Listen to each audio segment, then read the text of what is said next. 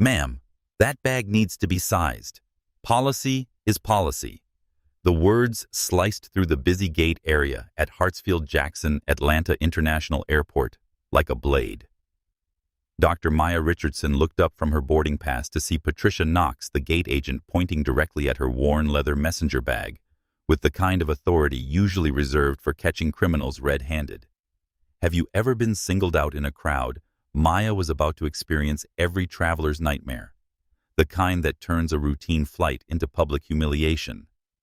But what Patricia Knox didn't know was that Karma was about to board this plane wearing a CEO badge.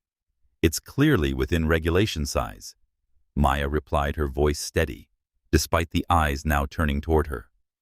She gestured to the dozens of oversized roller bags scattered around the gate that had sailed through without question. Patricia's gaze swept Maya from head to toe, a surgical assessment that took in everything and found it wanting. Black woman, mid-40s, simple navy blazer, no designer labels. In first class. The math didn't add up in Patricia's narrow worldview. Look, I'm just doing my job, Patricia announced, her voice pitched just loud enough for the growing audience. Some people think they can push boundaries when they're flying premium. The quiet man in the gray suit standing near the window, Roger Blake, newly appointed CEO of Atlantic Airways, stopped scrolling his phone. He'd been flying his own airline incognito for 6 weeks, experiencing the service firsthand. What he was hearing made his blood run cold. Maya felt the familiar burn of public scrutiny as passengers turned to stare. She was Dr. Maya Richardson, professor of sociology at Emory University, an expert in workplace prejudice. She'd written papers about this exact scenario. Living it was entirely different. The leather bag wasn't designer, but it wasn't cheap either. Her graduate students had presented it at her 10-year celebration. Rich Italian cowhide that aged beautifully with use. It carried the scuffs of conference trips and late-night grading sessions. To Maya, it represented her academic journey. To Patricia Knox, it was evidence of fraud. The sizing cage is right there. Patricia continued waving her pen like a weapon. All bags that appear oversized need measuring. That word, appear, hung in the air like an accusation. A businessman with a massive laptop case had just walked through unchallenged. A woman with a purse the size of a small suitcase had breezed past. But Maya's modest bag appeared problematic. Marcus Williams, a tech consultant heading to Denver, pulled out his phone. Not to check messages, but to document what was becoming obvious to anyone paying attention. This wasn't about bag size. This was about something darker. Fine, Maya said, walking to the sizing cage with dignity that comes from being right, but having to prove it anyway. The bag slid in easily, several inches of clearance on all sides. The hollow sound of leather against metal echoed in the suddenly quiet gate area. She returned to Patricia's counter-expression, unchanged. Years of academic politics had taught her composure under pressure, never giving antagonists the satisfaction of seeing her rattled. Patricia took the boarding pass without acknowledgement, lips pressed into a disappointed line. She'd clearly hoped for confiscation or downgrade. Instead, she faced the uncomfortable reality of having publicly harassed a paying customer for nothing. "Have a nice flight," Patricia said, the words carrying all the warmth of a tax notice. As Maya walked toward the jet bridge, Patricia's voice carried behind her, not quite whispering to her colleague. "Some people just try to take advantage, you know. Flying first class with bags like that." Roger Blake heard every word. He made a mental note: Patricia Knox, gate agent, Atlanta hub. Her employment now had an expiration date, measured in hours, not years. But Roger's education was just beginning. The gate harassment was merely the opening act of a drama that would unfold at 30,000 feet, with consequences that would ripple through the entire airline industry. The jet bridge stretched ahead like a tunnel toward transformation. Maya walked its length, carrying herself with quiet dignity, unaware that the man behind her, the one taking notes, was about to witness his employees turn prejudice into career suicide. If you've ever witnessed something like this, you know that sinking feeling when you see injustice unfolding. Keep watching, because what happens next will restore your faith that accountability is possible. And if this story already has you fired up about bias in travel, smash that like button, because speaking up matters. The aircraft door loomed ahead. Inside, Maya was about to meet flight attendants who would make Patricia Knox's behavior seem polite by comparison. They were about to mock her bag, question her belonging, and create the kind of viral moment that ends careers and changes industries. What none of them knew was that the quiet man in the gray suit was right behind Maya, and he owned the plane they were about to board. At the aircraft entrance stood Jessica Torres, lead flight attendant, and 15-year veteran who ruled her cabin like a kingdom. Her smile was professional, but her eyes were calculating. First-class passenger seat, 2A, but something felt wrong. The bag, the casual elegance, the absence of obvious wealth markers. It created discord in Jessica's carefully ordered worldview. "Welcome aboard Atlantic Airways," Jessica said, her greeting automatic, while her judgment machine worked overtime. Beside her stood Dylan Mitchell, 26, and desperate to impress the senior crew. He'd learned that Jessica's approval could make or break a young flight attendant's career. He watched her constantly, looking for cues, trying to decode her reactions. Maya nodded politely and moved into the cabin, but Jessica's glance to Dylan was loaded with meaning. The kind of wordless communication that develops between colleagues who've learned to read each other's biases. The first-class cabin was Atlantic Airways' attempt at luxury cream leather seats, mood lighting enough legroom to actually stretch.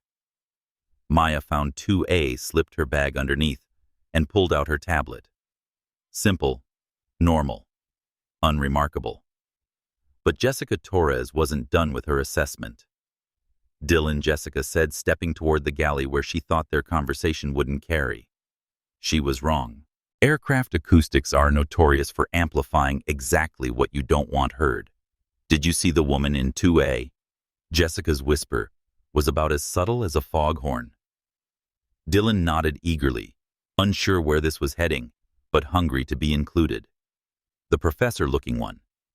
Look at that bag." Jessica's voice carried that tone of incredulous judgment that people use when they think they're being clever. "She's sitting in a seat that costs $3,000, carrying something that looks like it came from a yard sale." Maya heard every word. So did Marcus Williams in 3C, who was already opening his camera app. Sarah Chen in 1C shifted uncomfortably, recognizing prejudice in progress. Have you ever been in a situation where people are talking about you like you're not there? Maya was experiencing it in real time, and what she heard next would make her story go viral. Maybe she won it in a contest Dylan offered, trying to match Jessica's tone of superior knowledge. You know, one of those voucher situations when people get bumped up from economy. The casual cruelty was breathtaking. They were constructing elaborate theories to explain Maya's presence, rather than accepting the simple reality that she belonged exactly where she was. "I bet that bag has seen better days." Jessica continued, warming to her performance. "Probably older than both of us. I wonder what she's got in there." Her lunch in a paper bag. Each comment hit Maya like a small wound. She was Dr. Maya Richardson, accomplished academic, respected researcher. But in this moment, she was being reduced to assumptions about her worthiness based on a leather bag her students had lovingly chosen for her. Maya's throat tightened slightly. 20 years studying this exact behavior, and it still cut deep when it happened to you. She forced herself to focus on her tablet, but the words kept coming. Sarah Chen couldn't take it anymore. She opened her phone's recording app, keeping it low, but capturing every word of the ongoing harassment. You know what I think? Jessica's voice carried conspiratorial authority. Someone made a booking mistake. She's probably supposed to be in coach, and nobody caught the error. These things happen more than you'd think. Pure speculation presented as insider knowledge. Jessica was creating a narrative that preserved her understanding of how the world should work. Well-dressed black women with worn bags couldn't possibly afford first class legitimately. Dylan, emboldened by perceived approval, decided to contribute. That bag does look rough. I've seen nicer ones at thrift stores. Maybe she's one of those people who spends everything on the flight, but can't afford decent luggage. It was particularly cutting because it sounded almost reasonable while being entirely based on racist assumptions about Maya's financial situation and choices. Maya's grip on her tablet tightened. Her eyes stung for just a moment before she blinked the tears away. She thought about her students, about the love that had gone into choosing this bag, about the conferences and achievements it had witnessed.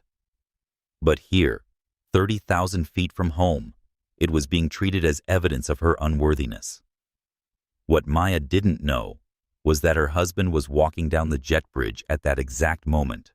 Roger Blake's policy of boarding last meant avoiding crew recognition, wanting the authentic passenger experience. He was about to get more authenticity than he'd bargained for. As Roger approached the aircraft door, he could hear voices from inside, carrying that particular tone of gossipy cruelty. He paused at the threshold, not yet visible, but close enough to hear Jessica deliver her final judgment. "Some people just don't know how to dress for the cabin they're sitting in," Jessica proclaimed. "It's about respect. When you're in first class, you represent the airline. Standards matter." Standards. Roger's jaw tightened. His wife was being humiliated by his own employees, reduced to their petty assumptions about class and race. The irony was lost on Jessica. She was representing Atlantic Airways at that very moment, and the standard she was setting was petty judgment and bigoted treatment. Roger Blake stepped into the cabin, and everything was about to change. "Good afternoon and welcome aboard Flight 1247 to Denver." Jessica Torres's voice transformed completely when she saw Roger Blake step through the aircraft door. Gone was the gossipy tone she'd been using to mock Maya's bag. In its place was the polished greeting she reserved for passengers she immediately recognized as important. Roger moved with quiet confidence, dressed simply, but carrying himself with unmistakable authority.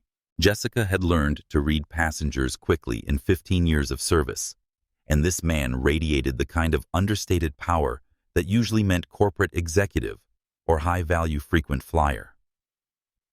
"Thank you," Roger replied, his voice neutral, but his eyes already scanning the cabin. He could see Maya in 2A posture, suggesting someone trying to ignore an uncomfortable situation. Her shoulders were slightly hunched, a defensive posture he recognized from their early dating years, when she'd faced similar treatment at academic conferences. What Jessica Torres didn't know was that she was greeting the man who could end her career with a phone call. The man who had just listened to her mock his wife based on nothing more than class and racial assumptions. "I believe I'm in 2B, Roger said, consulting his boarding pass with casual efficiency. Jessica's eyes widened as she processed this information. Seat 2B, directly next to the woman they'd been discussing. The coincidence seemed remarkable, though of course it wasn't coincidence at all. "Of course, Mr. Blake," Jessica said, glancing at his boarding pass. The name meant nothing to her yet, but it would soon mean everything. Dylan Mitchell, who had been standing behind Jessica during her commentary session, now found himself face to face with a passenger who had clearly heard their private discussion. The young flight attendant's face flushed with dawning awareness that their conversation might not have been as private as assumed. Roger walked down the short aisle, passing Marcus Williams in 3C, who was still recording. Marcus had been documenting an increasingly uncomfortable situation, and this new passenger's arrival seemed to shift dynamics in ways he didn't understand, but found compelling enough to keep filming. As Roger approached row 2, Maya looked up from her tablet. Their eyes met, and a silent communication passed between them, invisible to casual observers, but profound in its implications. Maya's slight nod acknowledged her husband's presence without surprise. Roger's returning nod conveyed both greeting and barely controlled fury. "I'm here. I heard everything." Maya's smallest headshake answered, "I'm okay, but you need to see this through." "Excuse me," Roger said politely, as he settled into 2B, stowing his sleek black briefcase, that Jessica immediately noted was obviously higher quality than Maya's worn bag. The contrast wasn't lost on her, though she misinterpreted its significance entirely. Jessica watched this interaction with growing confusion. The well-dressed businessman seemed comfortable sitting next to the woman with the questionable bag, showing none of the social discomfort Jessica would have expected. In her worldview, people of similar status naturally gravitated together and were uncomfortable around those beneath them. Roger's easy acceptance of Maya disrupted this narrative. "Can I offer you something to drink?" Jessica asked Roger, her smile bright and attentive. "Perhaps champagne. We have Dom Perignon available in first class." It was premium service reserved for passengers she deemed worthy. Expensive champagne presented with flourish designed to make the recipient feel valued. The fact that she hadn't made the same offer to Maya was subtle but unmistakable, continued bigotry. Roger's response was measured and telling. "I'll have whatever my colleague here is having," he said, nodding toward Maya. "Seems only fair. We receive equivalent service, don't you think?" The word colleague was deliberate, and the emphasis on equivalent service carried just enough weight to suggest Roger had noticed the disparity in treatment. Maya, who had been offered only basic beverages when she boarded, seized the moment with graceful precision. "I requested water when I first sat down," she said pleasantly but clearly. "Still waiting for that, actually." The statement hung in the air like a gentle rebuke. Jessica realized her preferential treatment had been noticed not just by the male passenger, but by other passengers in the cabin. Marcus was still recording. Sarah was paying attention. Others had turned to watch. Of course, Dr. Richardson Roger said deliberately, using Maya's title with pointed emphasis. "Would you prefer still or sparkling?" Jessica's confusion deepened. The man in 2B knew the woman in 2A well enough to know her title and preferences. They were clearly traveling together despite different last names. Her assumptions about wealthy businessman, uncomfortable with inappropriately dressed passenger, were completely wrong.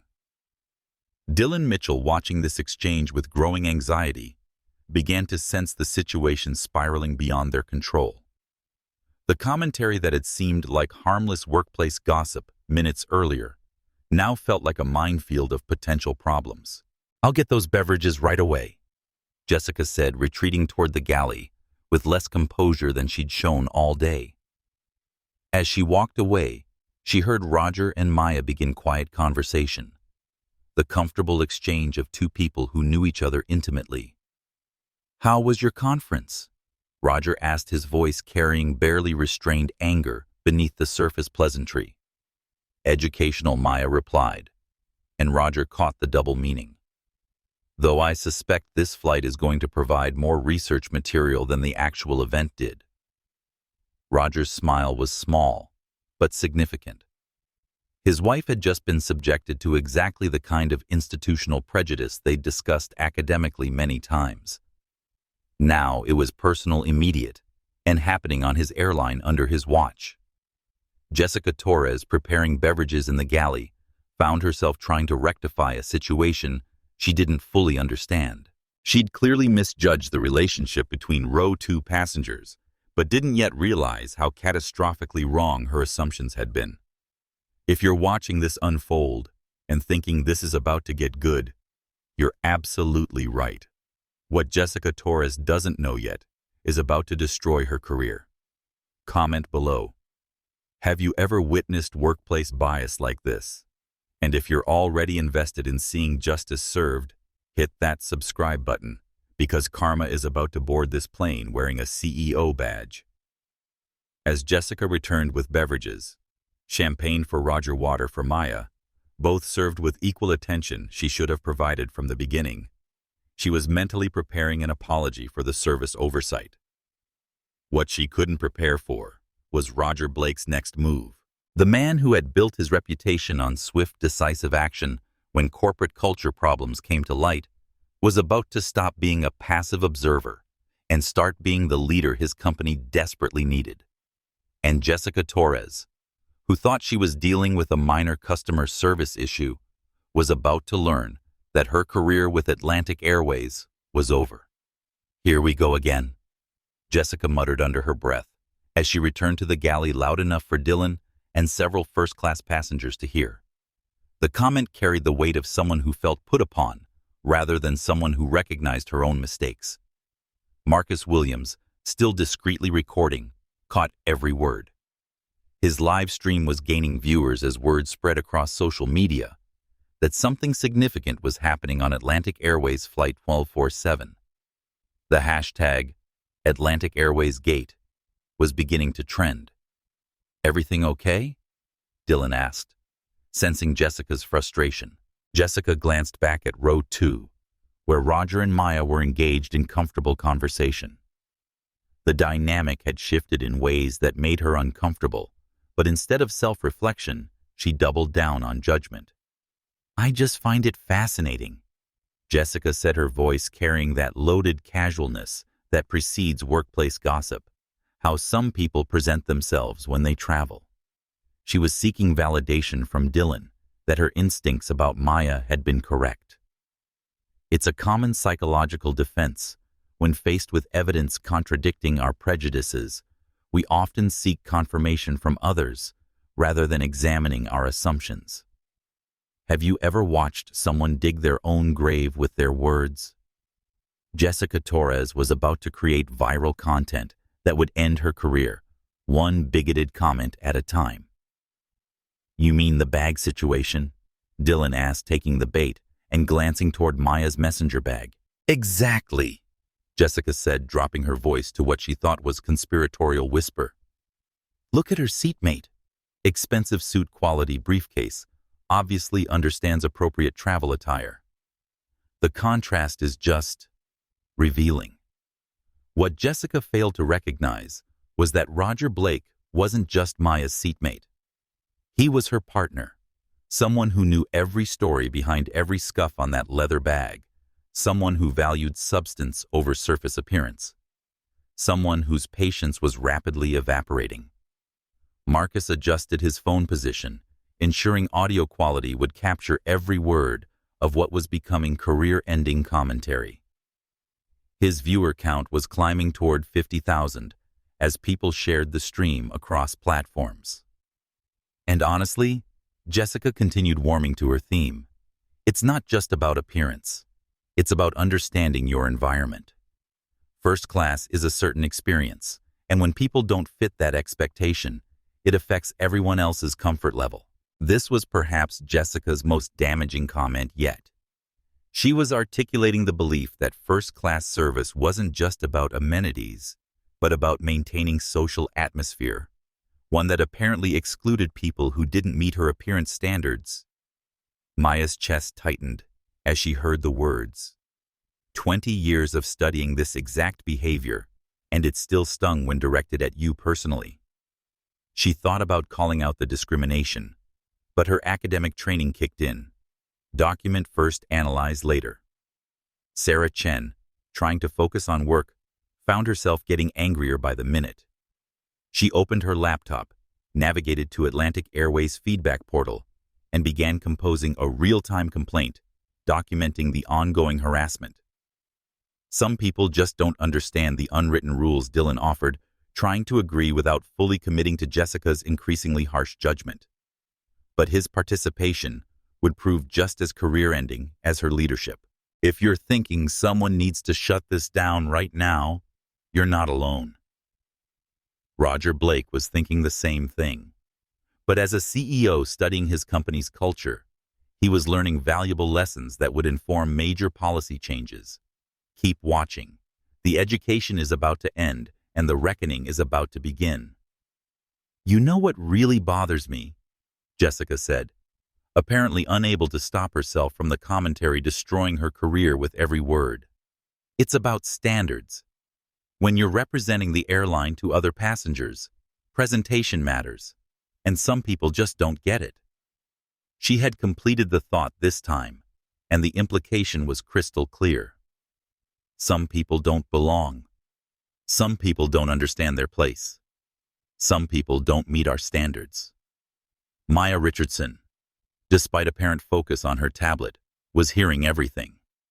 As a sociologist specializing in workplace prejudice, she was witnessing textbook institutional bias. The casual nature of the bigotry framing intolerance as concern for standards, assuming she couldn't hear or wouldn't respond. It was all grimly familiar from her research. But academic understanding didn't make it hurt less. Maya felt her eyes sting slightly as she was reduced to assumptions, having her worth questioned based on appearance, being made to feel like an intruder in a space she had every right to occupy. Roger noticed the slight tremor in Maya's hand as she held her tablet, how her jaw had tightened almost imperceptibly. He reached over and briefly touched her arm, a gesture of support noticed by passengers, but completely misinterpreted by Jessica. From Jessica's perspective, the interaction looked like a concerned businessman comforting an uncomfortable passenger, someone feeling out of place in first class. It confirmed her narrative while revealing her complete misunderstanding of the actual relationship. Should we maybe tone it down? Dylan began sensing they'd gone further than prudent, but Jessica cut him off. I'm just saying, she continued, when you work customer service, you develop an instinct for these things. You can tell when someone belongs and when someone is stretching to be somewhere they're not comfortable. The psychological projection was remarkable. Jessica was describing her own discomfort with Maya's presence and attributing it to Maya. She was so committed to her initial judgment that she interpreted Maya's dignified composure as evidence of discomfort rather than strength. This was the moment Marcus Williams decided to escalate documentation. He switched to live streaming with a caption that would prove prophetic: flight crew discriminating against passenger in real time. This is about to explode. Atlantic Airways gate respect all passengers. His followers began sharing immediately. The reach was modest initially, hundreds of viewers, but growing exponentially as content resonated with people recognizing the scenario from their own experiences. Roger Blake, monitoring his phone discreetly, noticed the uptick in Atlantic Airways social media mentions. As a former tech executive, he understood viral social media crises and could see early warning signs of what might become a PR disaster. But he also knew the real issue wasn't potential publicity. It was the culture that created this situation. Ladies and gentlemen, we're beginning final preparations for departure, came the captain's announcement. Captain Miller was starting pre-flight procedures, unaware his cabin crew was creating a situation requiring his immediate attention. Jessica heard the announcement and realized she needed to focus on actual job responsibilities rather than passenger commentary. But damage was done. Her words had been heard recorded and were spreading beyond Flight 1247. As she began safety demonstration, Jessica maintained professional demeanor, but attention kept drifting to row 2. She was beginning to sense something wasn't as she'd initially understood, but couldn't identify what made her increasingly uneasy. Dylan Mitchell was experiencing genuine anxiety. His participation in the commentary was weighing heavily, and he was beginning to wonder if their private conversation had been private at all. Passengers seemed unusually attentive, and he'd caught several glancing toward the flight attendants during safety demonstration. What none of them knew was that Roger Blake had made a decision. He was done observing, ready to act. And when the CEO of Atlantic Airways decided to address company culture problems, consequences would be swift, decisive, and permanent.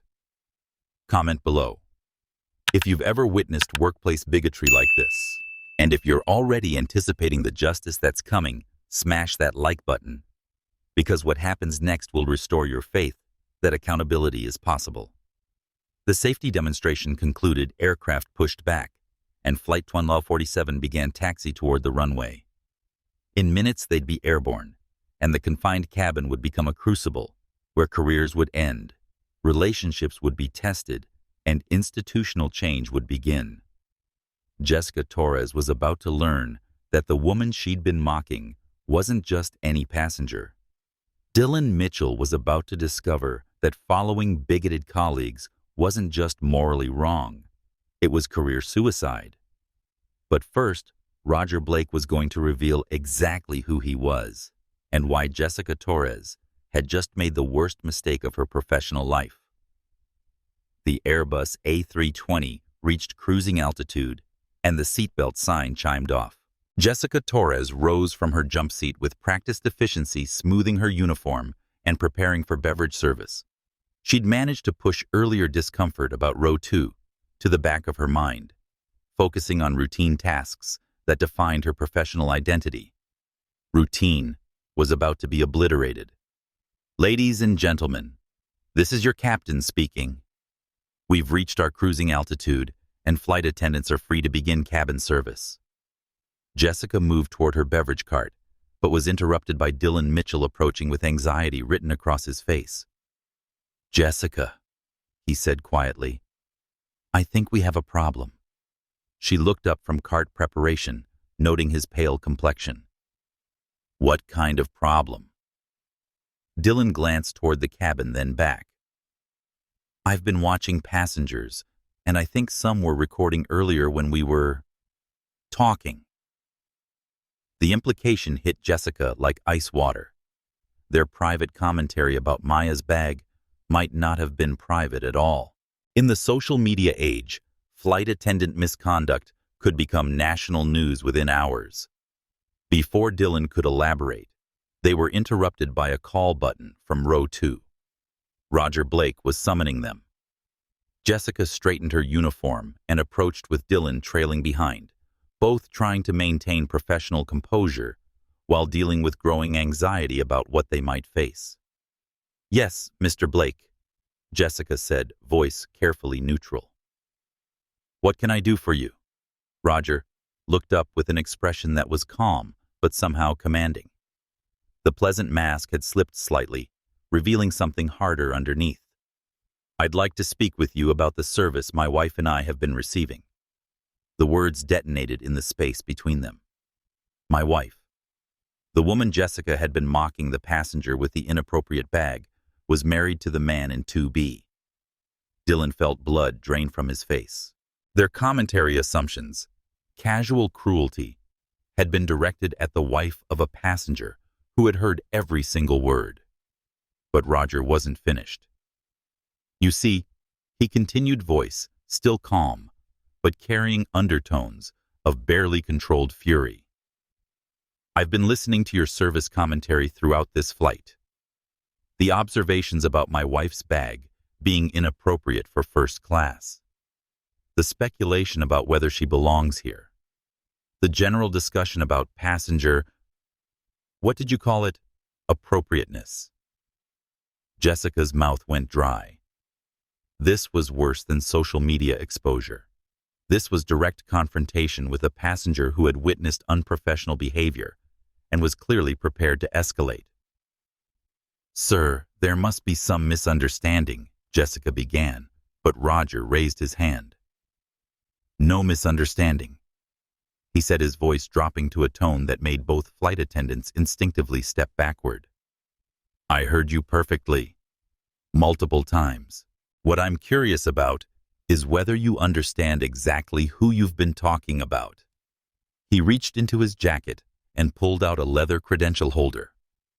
With deliberate precision, he opened it and held it up so both flight attendants could see the identification inside. The badge was unmistakable. Atlantic Airways corporate ID, with Roger Blake's photograph, and in clear letters beneath his name, the title that made both Jessica and Dylan feel like they were falling through empty space. Chief Executive Officer. The silence was absolute. Even ambient aircraft noise seemed to fade as implications sank in. What would you do if you realized you'd just been caught discriminating against the CEO's wife? Jessica Torres was about to find out, and it wasn't going to end well. Roger Blake, CEO of Atlantic Airways, had listened to his employees mock his wife for the entire flight. He'd heard them question her belonging critique, her appearance, speculate about her appropriateness. He'd witnessed textbook workplace bigotry that could destroy his company's reputation and expose it to massive legal liability. Now, he was looking at them with the calm expression of someone about to make decisions that would change their lives forever. Dylan Roger said, voice quiet, but carrying absolute authority. I want you to understand something clearly. Dr. Richardson, the woman you've been discussing, isn't just my wife. She's Dr. Maya Richardson, professor of sociology at Emory University, specializing in workplace intolerance and institutional prejudice. She's going to write about this experience. She's going to use it in research, teaching, consulting work. And thanks to your commentary, she has a perfect case study in how airline employees destroy their company's reputation through casual bigotry. Dylan began shaking. The scope of what he'd done was becoming clear, and it was worse than he'd ever imagined. He'd participated in discriminating against a passenger, done it to the CEO's wife, while being recorded by other passengers. Jessica, meanwhile, was experiencing different shock. Her 15-year career, her seniority, her professional authority, all crumbling in real time. She'd built identity around being senior flight attendant, setting standards and maintaining order. Now she faced the reality that her standards were racist and her order was chaos. Mr. Blake, she said, voice trembling, I can explain. You can't explain this, Maya said, speaking for the first time since the revelation. Her voice was calm, but carried an edge of pain that cut through the cabin. What you can do is acknowledge what happened and accept consequences. The word consequences hit both flight attendants like a physical blow. They were beginning to understand this wouldn't be resolved with apologies and better service. This would be resolved with terminations, investigations, and potentially legal action. Roger Blake stood from his seat, his movement causing both flight attendants to instinctively step backward. He wasn't threatening. His manner remained calm and professional, but his authority was unmistakable. Jessica, he said, and his voice carried the weight of absolute judgment. When we land in Denver in 30 minutes, you and Dylan will be met by corporate security and escorted to a conference room where you'll meet with human resources. Your employment with Atlantic Airways will be terminated immediately. Your behavior has been recorded by multiple passengers and will be used as evidence in comprehensive review of our cabin crew training and oversight. The finality was devastating. No appeal process, no second chances, no opportunity to apologize their way out. Their careers were over-ended by their own words and actions. But Roger wasn't finished. More importantly, he continued, his voice becoming steel wrapped in velvet. This incident is going to trigger company-wide examination of how our employees treat passengers who don't fit their personal expectations of what first-class travelers should look like. Because if you two felt comfortable making these comments about my wife, I guarantee you've done it to other passengers who didn't have power to fight back. The implications were staggering. Not just 2 terminations, but institutional review that could affect hundreds of employees across the airline. If you believe that actions have consequences and workplace bias should never be tolerated, hit that like button right now. Share this with someone who needs to hear that accountability is possible. Because what you're witnessing is justice in real time. As Roger sat back down, taking Maya's hand in a gesture both tender and defiant, Jessica Torres and Dylan Mitchell found themselves facing career wreckage and the certain knowledge that they had no one to blame but themselves. Maya's voice cracked slightly as she looked at her husband. 20 years studying this behavior, and it still hurts when it happens to you. Roger squeezed her hand. It's never going to happen again. Not on my airline. Not to anyone. The aircraft continued toward Denver, but for everyone in first class, the destination had changed completely. They were no longer just traveling to Colorado. They were traveling toward a reckoning that would reshape Atlantic Airways forever. The CEO had revealed himself. Justice was coming, and 2 careers were about to end at 37,000 feet. The revelation hit the first-class cabin like a shockwave. Jessica Torres stood frozen in the aisle, her face cycling through disbelief, horror, and desperation as the full weight of her situation crashed down. Dylan Mitchell had gone paper white, gripping the back of an empty seat to keep from collapsing. But the ripple effects extended far beyond 2 flight attendants who'd just learned their careers were over. Marcus Williams, still live streaming from seat 3C, watched his viewer count explode past 100,000 in real time. Holy shit, he whispered into his phone, momentarily forgetting he was broadcasting live. The CEO just revealed himself on my stream. This is going everywhere. His followers were sharing across platforms like wildfire. The hashtag Atlantic Airways Gate was trending nationally, with CEO reveal and karma at the gate gaining massive momentum. Comments flooded in faster than he could read. This is the best karma video ever. That flight attendant's face, CEO of the year. Sarah Chen had stopped pretending to work entirely. She was witnessing corporate accountability happening in real time, something she'd never seen in 15 years of business consulting. Her fingers flew across her laptop keyboard, updating her complaint with real-time developments that read more like a thriller than a customer service report. Other passengers throughout the cabin were having visceral reactions. Some pulled out phones to document what was clearly historic corporate accountability. Others whispered among themselves, processing the swift justice they were witnessing. A few seemed uncomfortable with the sudden transformation of their routine flight into viral content. Roger Blake, having delivered his verdict, turned his attention to broader implications. This wasn't just about 2 employees who'd made terrible choices. This was about company culture that had allowed, perhaps encouraged, such behavior. "Ladies and gentlemen," Roger said, standing to address the entire first-class cabin. "I want to apologize to all of you for what you've witnessed today. As CEO of Atlantic Airways, I take full responsibility for employee behavior, and I want you to know what happened here does not represent the values we aspire to as a company.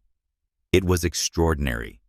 A CEO addressing passengers not through prepared statement or corporate video, but in real time, in response to witnessing prejudice against his own wife.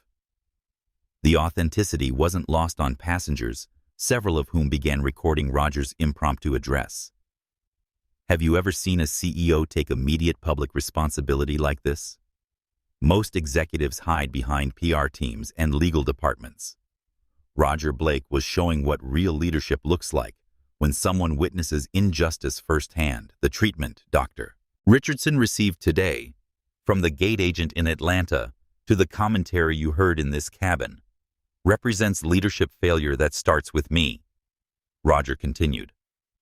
"We've clearly failed to create culture where all passengers are treated with equal respect and dignity, regardless of appearance, background, or personal style choices." Maya watched her husband with mixture of pride and professional fascination. As a sociologist studying institutional intolerance, she was witnessing something remarkable. Corporate leader taking immediate public responsibility for prejudice in his organization. It was the kind of response she'd written about, but rarely seen implemented. Jessica Torres, still standing in the aisle, finally found her voice. "Mr. Blake, please, I know this looks bad, but if I could just explain." "Jessica," Roger interrupted, voice firm, but not cruel. "There's nothing to explain. I heard exactly what you said, multiple times. about my wife's bag being inappropriate for first class, about her not understanding the environment, about her not fitting your expectations of what a first-class passenger should look like. He paused, letting the weight of her own words settle over the cabin like a shroud. What I want to know is, how many other passengers you've treated this way?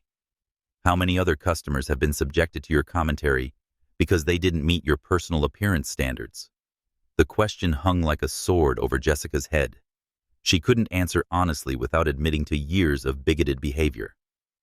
There had been other passengers, black passengers, Hispanic passengers, anyone whose attire didn't meet her unstated standards. She'd made comments, shared observations, created an environment where judgment and intolerance were normalized workplace behavior. Dylan Mitchell was experiencing his own crisis of recognition. He thought about all the times he'd laughed along with Jessica's commentary, all the moments he'd participated in casual cruelty that passed for team building.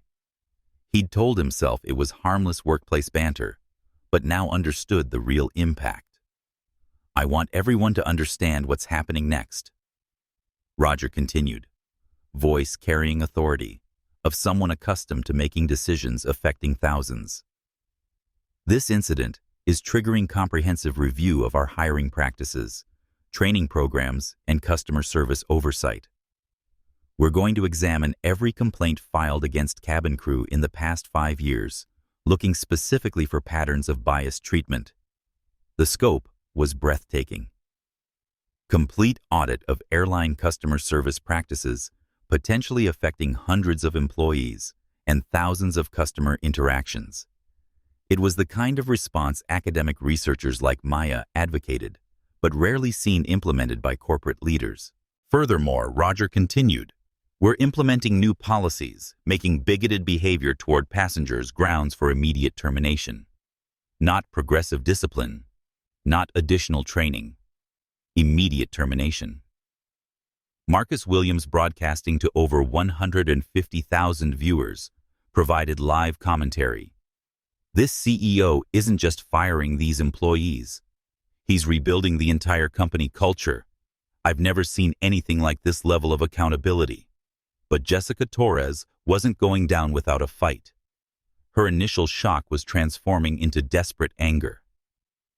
This is ridiculous. She exploded, her professional composure finally shattering completely. I've given 15 years to this airline, 15 years of perfect service records. And you're going to destroy my career because I made one comment about a bag. The outburst was spectacular and damaging. Several passengers gasped at the sudden volume and hostility. Marcus's live stream viewers spiked as the confrontation escalated. Roger's voice became dangerously quiet. Jessica, you didn't make one comment about a bag. You made multiple comments about my wife's worthiness to sit in first class based on her race and appearance. You questioned her belonging. You mocked her possessions. You treated her like she was some kind of fraud or charity case. Maya's hand tightened slightly on her tablet. The clinical recitation of what she'd endured made it somehow more painful than experiencing it. And Roger continued, his voice gaining steel. Based on what my operations team is already finding in your service record, this wasn't your first time. This was just the first time you did it to someone with the power to hold you accountable. The most significant moment came when Roger turned back to Maya, his voice softening from CEO authority to husband tenderness. Maya, he said, I'm sorry this happened to you. I'm sorry my employees made you feel unwelcome on your own husband's airline. And I'm sorry it took witnessing it personally to understand how deep this problem goes in our company culture. Maya's voice was steady, but those paying attention could hear the emotion underneath. This isn't about me personally, Roger. This is about institutional prejudice affecting thousands of passengers who don't have protection of being married to the CEO. The real question is what happens to change the experience for everyone else. It was a profound observation, shifting focus from individual accountability to institutional transformation. Maya was using her position not to seek personal revenge, but to advocate for broader change, protecting other passengers from similar treatment. If this story is resonating with you, if you've ever experienced workplace bias or witnessed injustice, smash that like button and share this with someone who needs to see that accountability is possible. Because what you're watching is how real change begins. The weight of responsibility seemed to settle on Roger's shoulders. He was being challenged, not just to punish bad behavior, but to fundamentally reshape company culture. It was daunting, but also an opportunity to demonstrate the kind of leadership that creates lasting change. "You're absolutely right," Roger said to Maya, then turned back to address the cabin. "What happened today can't be undone, but it can be the catalyst, ensuring it never happens again." Jessica Torres, listening to conversation about institutional change and transformation, began understanding that her termination was just the beginning. The CEO wasn't just firing her. He was using her behavior as foundation for rebuilding the entire company's approach to customer service. Dylan Mitchell was grappling with realization that his participation had made him complicit in something much larger than personal conflict. He'd become part of institutional bias affecting countless people, and his termination wasn't just punishment, but necessary step in breaking that pattern. As the aircraft continued toward Denver, the atmosphere in first class was electric, with tension of witnessing history in the making. Passengers understood they were seeing something unprecedented: corporate accountability that would likely be studied, discussed, and referenced for years. But for Jessica Torres and Dylan Mitchell, the immediate future was clear and unavoidable. In less than an hour, they'd be walking off Atlantic Airways Flight 1247 for the last time as employees. Their careers in aviation were over-ended by their own words and choices. The question now was whether the changes Roger Blake was promising would actually be implemented, and whether the airline industry as a whole would learn from what happened at 37,000 feet above the American heartland. The answer would come soon enough.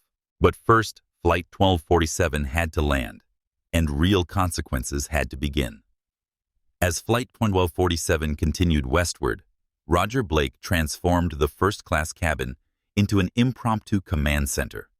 Using the aircraft's Wi-Fi, he connected to Atlantic Airways' internal networks and began conducting what amounted to a real-time investigation into his company's customer service practices. David Rogers said into his phone, speaking to David Palmer, VP of Operations, "I need complete employee files for Jessica Torres ID 47291 and Dylan Mitchell ID 63847. Service records, customer complaints, disciplinary actions, peer reviews from the past 5 years."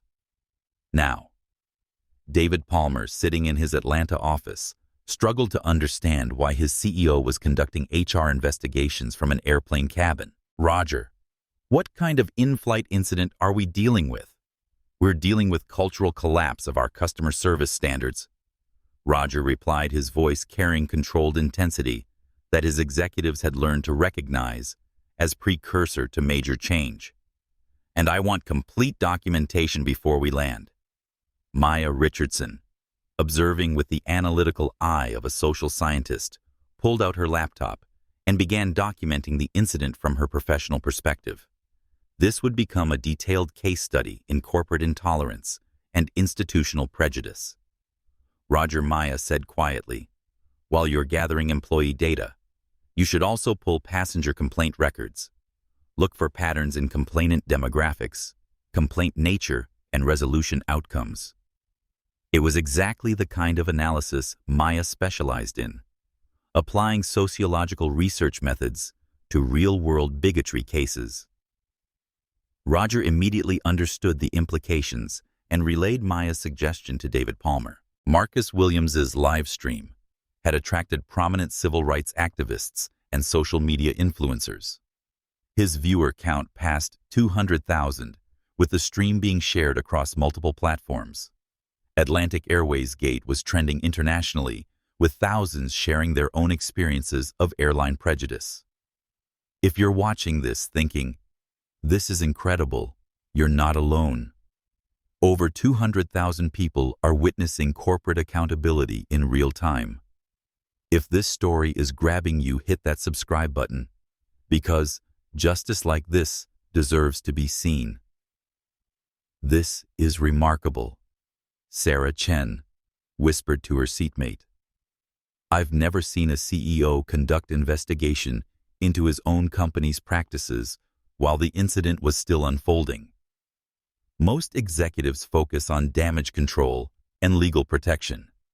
This guy is focused on actually fixing the problem." Jessica Torres and Dylan Mitchell, still standing in the cabin aisle, watched each phone call Roger made with growing horror. With each file he requested, they could see documentation of their misconduct being compiled in real time.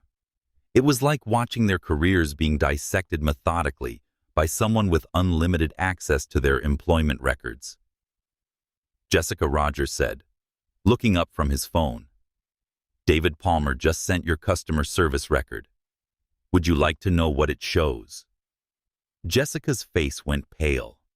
She knew what her record contained, and she knew it wouldn't support any argument that her behavior toward Maya had been isolated. Roger continued reading from his phone. 47 customer complaints in 18 months. 31 filed by passengers identifying as racial minorities. The complaints consistently describe condescending treatment, questioning of passengers' legitimacy in premium services, and what multiple complainants described as hostile attitude based on appearance. The statistics were damning, painting clear picture of workplace prejudice that went far beyond single bad day or momentary lapse in judgment. Jessica Torres had a documented pattern of treating minority passengers differently, and that pattern had been routinely ignored by Atlantic Airways Human Resources. More importantly, Roger continued, when these complaints were investigated, they were consistently dismissed as isolated incidents or misunderstandings. In several cases, complainants were offered small vouchers or upgrades that appeared designed to prevent escalation rather than address underlying behavior. Maya nodded as she heard this data. "That's textbook institutional intolerance," she said, voice carrying academic authority. "Individual prejudice is bad enough, but failure to address documented patterns transforms personal bias into organizational bigotry." Dylan Mitchell, listening to analysis of cultural failure, began understanding his role in Jessica's commentary was part of something much larger than he'd realized. He wasn't just a young employee who'd made a mistake. He was part of culture that normalized and perpetuated biased treatment. Mr. Blake, Dylan said, voice shaking, "I need you to know I didn't understand what I was participating in. I thought it was just workplace conversation. I didn't realize we were discriminating against passengers." Roger looked at Dylan with expression more disappointed than angry. "Dylan, that's exactly the problem. Prejudice had become so normalized in our culture that you didn't even recognize it when you were participating. That's not an excuse. That's evidence of how deep the problem goes." The conversation was interrupted by Roger's phone buzzing with another call from David Palmer. "Roger, I've got the passenger complaint analysis Dr. Richardson requested. The patterns are significant." "Put it on speaker," Roger said, holding the phone so the entire first-class cabin could hear results. David Palmer's voice filled the cabin. "In the past 5 years, we've received over 3,000 customer service complaints. 68% were filed by passengers identifying as racial minorities, despite minorities representing only 32% of our passenger base. Complaints consistently describe treatment ranging from indifferent to hostile, with frequent questioning of passengers' legitimacy in premium services. The statistical disparity was overwhelming evidence of workplace bias in Atlantic Airways customer service. It wasn't just Jessica Torres and Dylan Mitchell. It was a company-wide pattern of prejudice behavior that had been documented, reported, and ignored for years. Furthermore, David continued our resolution rate for these complaints is significantly lower than for complaints filed by white passengers. Minority passenger complaints are more likely to be classified as unsubstantiated or isolated incidents, while similar complaints from white passengers are more likely to result in employee disciplinary action. Maya was typing furiously, documenting what was essentially real-time data analysis of institutional prejudice. As a researcher who'd spent years studying these patterns academically, she was witnessing the kind of bias she'd theorized about being exposed with unprecedented transparency. This data proves something crucial, Maya said, addressing not just Roger, but the entire cabin of witnessing passengers. What happened to me today wasn't isolated.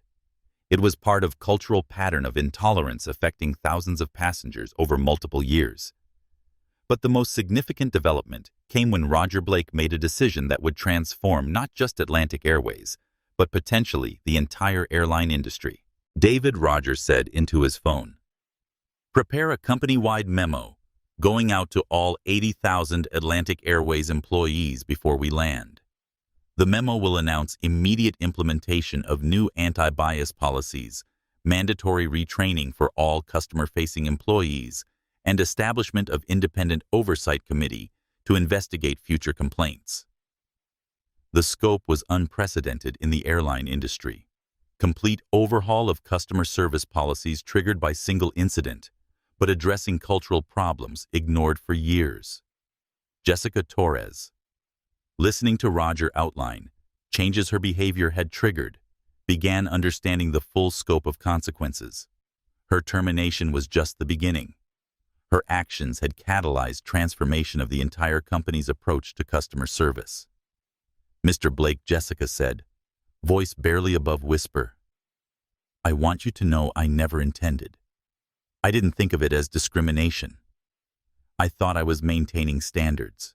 Roger turned to look at Jessica directly, expression serious, but not unkind. "Jessica, that's exactly the problem. You created your own standards based on personal prejudices, then enforced those standards in ways that excluded and humiliated passengers who didn't fit your expectations.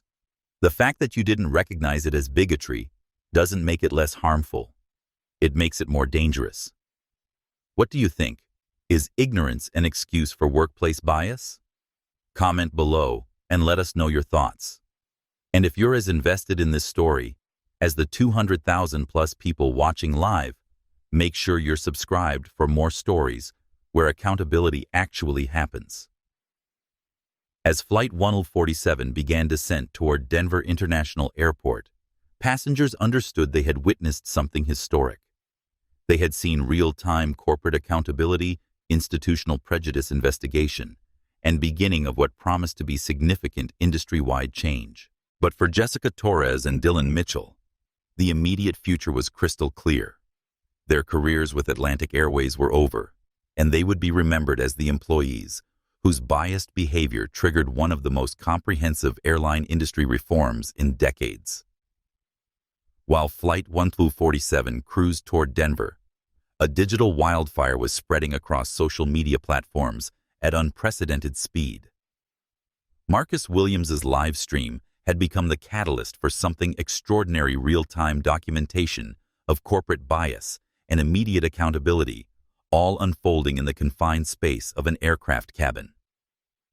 "I cannot believe what I'm witnessing," Marcus said into his phone, his voice filled with awe as he watched his viewer count climb past 300,000. The CEO literally revealed himself after listening to his employees discriminate against his wife. This is the kind of instant karma people write movies about, but it's happening live right now. The comments section was moving so fast, individual messages were impossible to read, but the overwhelming sentiment was unmistakable. Viewers were expressing outrage at Jessica Torres's behavior, overwhelming support for Dr. Maya Richardson, and amazement at Roger Blake's immediate response. Atlantic Airways Gate had evolved from simple social media tag into a rallying cry for airline industry accountability, trending #1 globally alongside CEO reveal and karma at the gate. On Twitter, the story was exploding across multiple trending topics simultaneously. Related hashtags were gaining massive traction. Respect, all passengers, airline accountability, and justice at the gate. The story was being shared, retweeted, and discussed by everyone from civil rights activists to business leaders to ordinary travelers sharing their own experiences. Dr. Kimberly Roberts, prominent civil rights attorney with over 500,000 Twitter followers, had been monitoring Marcus's stream and decided to amplify the story. "This is what corporate accountability looks like," she tweeted along with clips from the stream. A CEO witnessing workplace bias firsthand and taking immediate action. Other companies should be taking notes. This is leadership. Atlantic Airways Gate. Her tweet was retweeted over 75,000 times within an hour, bringing the story to major news outlets and corporate leaders nationwide. Meanwhile, on TikTok, younger users were creating reaction videos to clips from Marcus's stream. The platform's algorithm was pushing Atlantic Airways content to millions of users, many sharing their own discrimination stories in travel, retail, and other customer service environments. The incident was resonating far beyond the airline industry, becoming a symbol of broader issues around workplace prejudice in corporate America. If you're one of the millions watching this unfold, you know this is bigger than just one airline. This is about accountability everywhere. Drop a comment if you've ever experienced bias like this, and hit that like button if you believe justice should always be this swift. Sarah Chen had shifted from writing customer complaints to live tweeting the investigation unfolding around her. As a business consultant with expertise in organizational culture, her professional commentary was being shared widely throughout the business community. Watching CEO conduct real-time investigation into workplace intolerance at his own company, she tweeted, "This is either masterclass in effective crisis leadership or complete corporate meltdown. Fascinating either way." Atlantic Airways. Gate business leadership. Her tweet was picked up by several business news outlets who began reaching out to Atlantic Airways' corporate communications department. The company's PR team, caught completely off guard, was scrambling to develop response to a situation still unfolding in real time.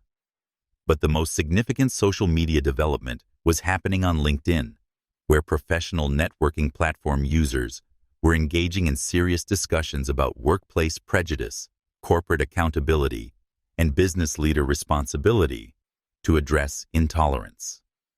Michael Thompson, diversity and inclusion consultant with connections throughout corporate America, posted detailed analysis of Flight 1047 developments. "What we're witnessing is unprecedented," he wrote. A CEO conducting transparent investigation into cultural bias at his own company in real time with immediate consequences. This is transformational leadership. Other executives need to ask what workplace prejudices exist in my organization, and what am I doing to address them? Thompson's post was shared over 150,000 times and generated thousands of comments from business leaders, HR professionals, and diversity advocates. The conversation was expanding beyond the specific incident to encompass broader questions about corporate responsibility. Roger Blake, monitoring social media activity from his seat, was watching the story spread across platforms in real time. As a former tech executive, he understood viral social media and potential for both positive and negative outcomes from widespread attention. "Maya," he said, "this is going to be everywhere. Every news outlet, every social platform, every business publication. Are you prepared for that level of attention?"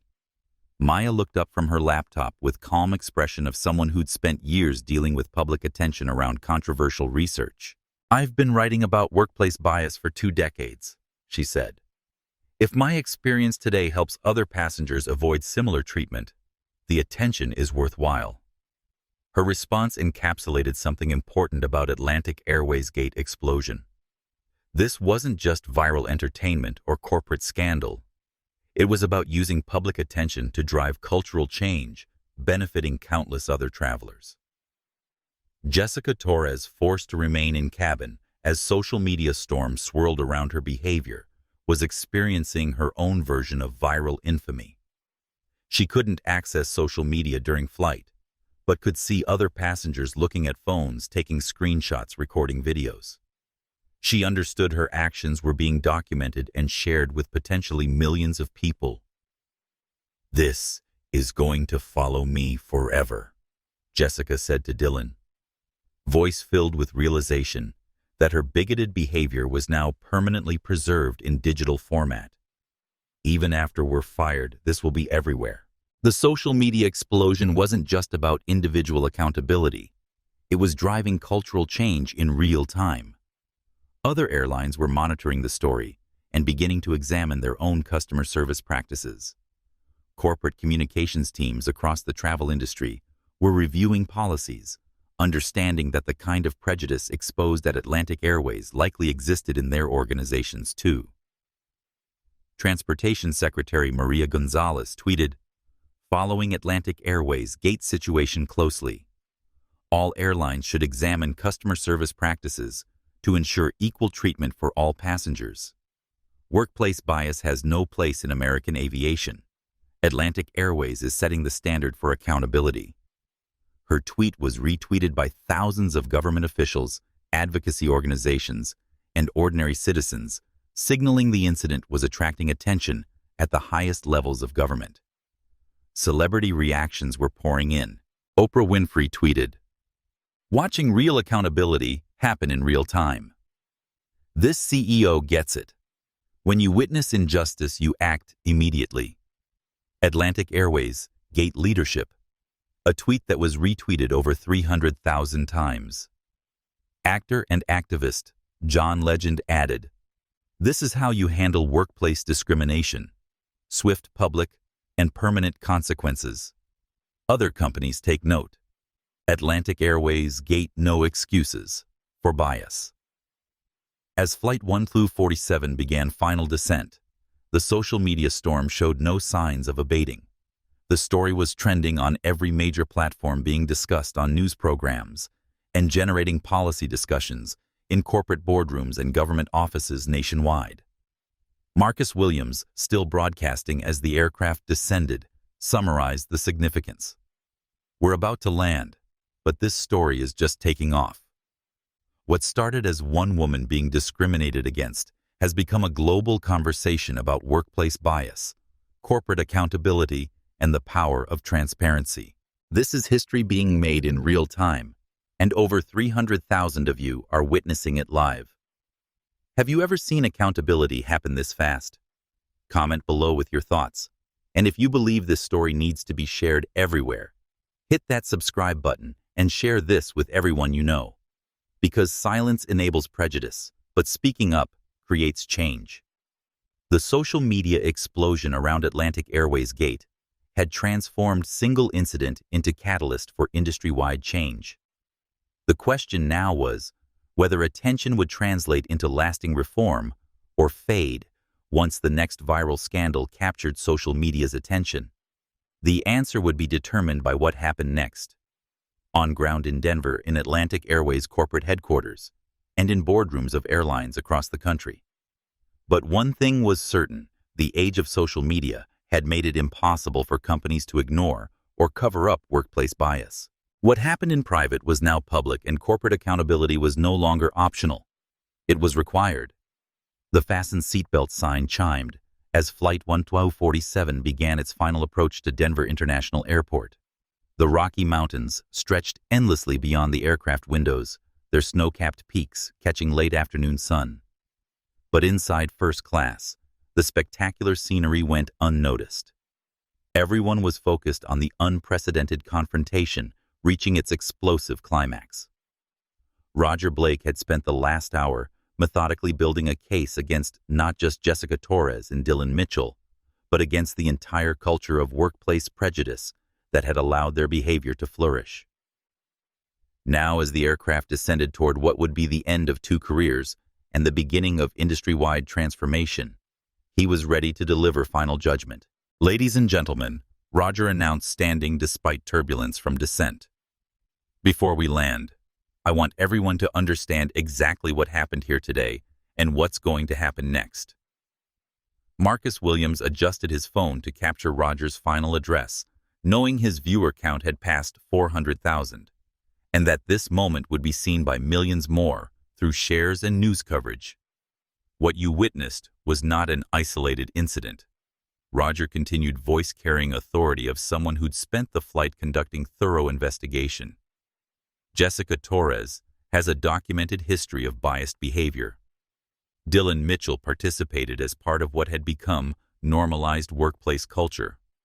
And Atlantic Airways as a company failed to address this cultural pattern despite receiving hundreds of complaints over years. Jessica Torres, who had been standing silent for most of the flight, finally exploded with desperate fury. "Mr. Blake, please," she said, her professional composure completely shattered. "I've given 15 years to this airline, 15 years of perfect service records, and you're going to destroy my career because I made observations about a passenger's appearance." The outburst was spectacular and self-destructive. Several passengers gasped at the sudden volume and hostility. Marcus's live stream viewers spiked as the confrontation escalated beyond anything they'd expected. Roger's response was devastating in its quiet intensity. He stepped closer to Jessica, his voice dropping to a tone that somehow carried more power than shouting. "Jessica," he said, each word precise as a scalpel, "you didn't make observations. You made assumptions. About my wife's worthiness to sit in first class. About her financial status. About her right to be treated with basic human dignity." He paused, letting the weight of his words settle over the cabin like a storm cloud. "You looked at Dr. Maya Richardson and saw someone who didn't belong. You were wrong about that. But you were right about one thing. Someone on this plane doesn't belong in the airline industry. Someone's career is about to end. Someone's going to be escorted off this aircraft for the last time as an Atlantic Airways employee." The cabin held its breath. And it's not her. The finality was absolute. Jessica Torres began to shake as the reality of what she'd done to herself became undeniable. If you're watching this, thinking this is the most satisfying accountability video ever, you're not alone. Over 400,000 people are witnessing justice in real time. Smash that like button if you believe workplace bias should always have immediate consequences. Maya Richardson, who had been documenting from her sociological perspective, felt compelled to speak. Her voice was steady, but those paying attention could hear the pain underneath. "Jessica," she said, "what you're experiencing right now is recognition of unconscious prejudice. You weren't consciously trying to discriminate, but you applied different standards to different passengers based on race and class assumptions." Maya's voice cracked slightly as she continued. "The problem is that impact of unconscious bias is just as harmful as intentional bigotry. You know what hurts the most. You made me feel like I didn't deserve to be there. For a moment, I believed you." The raw honesty of Maya's admission hit the cabin like a physical force. Several passengers wiped their eyes. This wasn't just about corporate policy or legal liability. It was about human dignity and the real pain caused by casual prejudice. Dylan Mitchell, who had been largely silent since Roger's revelation, stepped forward with tears streaming down his face. "Dr. Richardson," he said, his voice breaking, "I want you to know I'm ashamed of what I did. I participated in something wrong and I didn't even recognize it. That's not an excuse. It's just the truth about how normalized this behavior had become." Roger nodded at Dylan's admission, but his response was firm. "Dylan, your willingness to acknowledge what happened matters. But acknowledgement isn't enough. The real question is what cultural changes need to happen to prevent other employees from making the same mistakes." It was crucial distinction, moving beyond individual accountability to institutional reform. Roger was using this incident not just to punish bad behavior, but to identify structural problems that had allowed such behavior to flourish. Sarah Chen, who had been documenting the entire incident, looked up from her laptop. Mr. Blake, as someone who consults on organizational culture, I have to ask, what specific changes are you implementing? Because workplace prejudice like this doesn't get fixed with training videos and diversity seminars. Roger appreciated the directness from someone with professional expertise. You're absolutely right, he said. Superficial changes won't address cultural problems.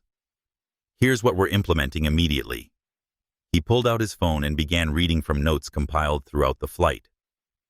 First, every customer service complaint involving bias allegations will be investigated by independent third-party firms, not internal HR.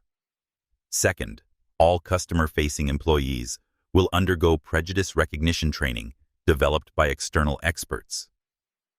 Third, we're implementing mystery shopper programs specifically designed to identify biased treatment. The specificity impressed even Maya, who'd seen many corporate diversity initiatives fail due to lack of genuine commitment. These weren't cosmetic changes for public relations. They were structural reforms designed to identify and eliminate cultural prejudice. Furthermore, Roger continued, his voice gaining strength. We're establishing external advisory board, including civil rights experts, customer advocacy groups, and community representatives to provide ongoing oversight.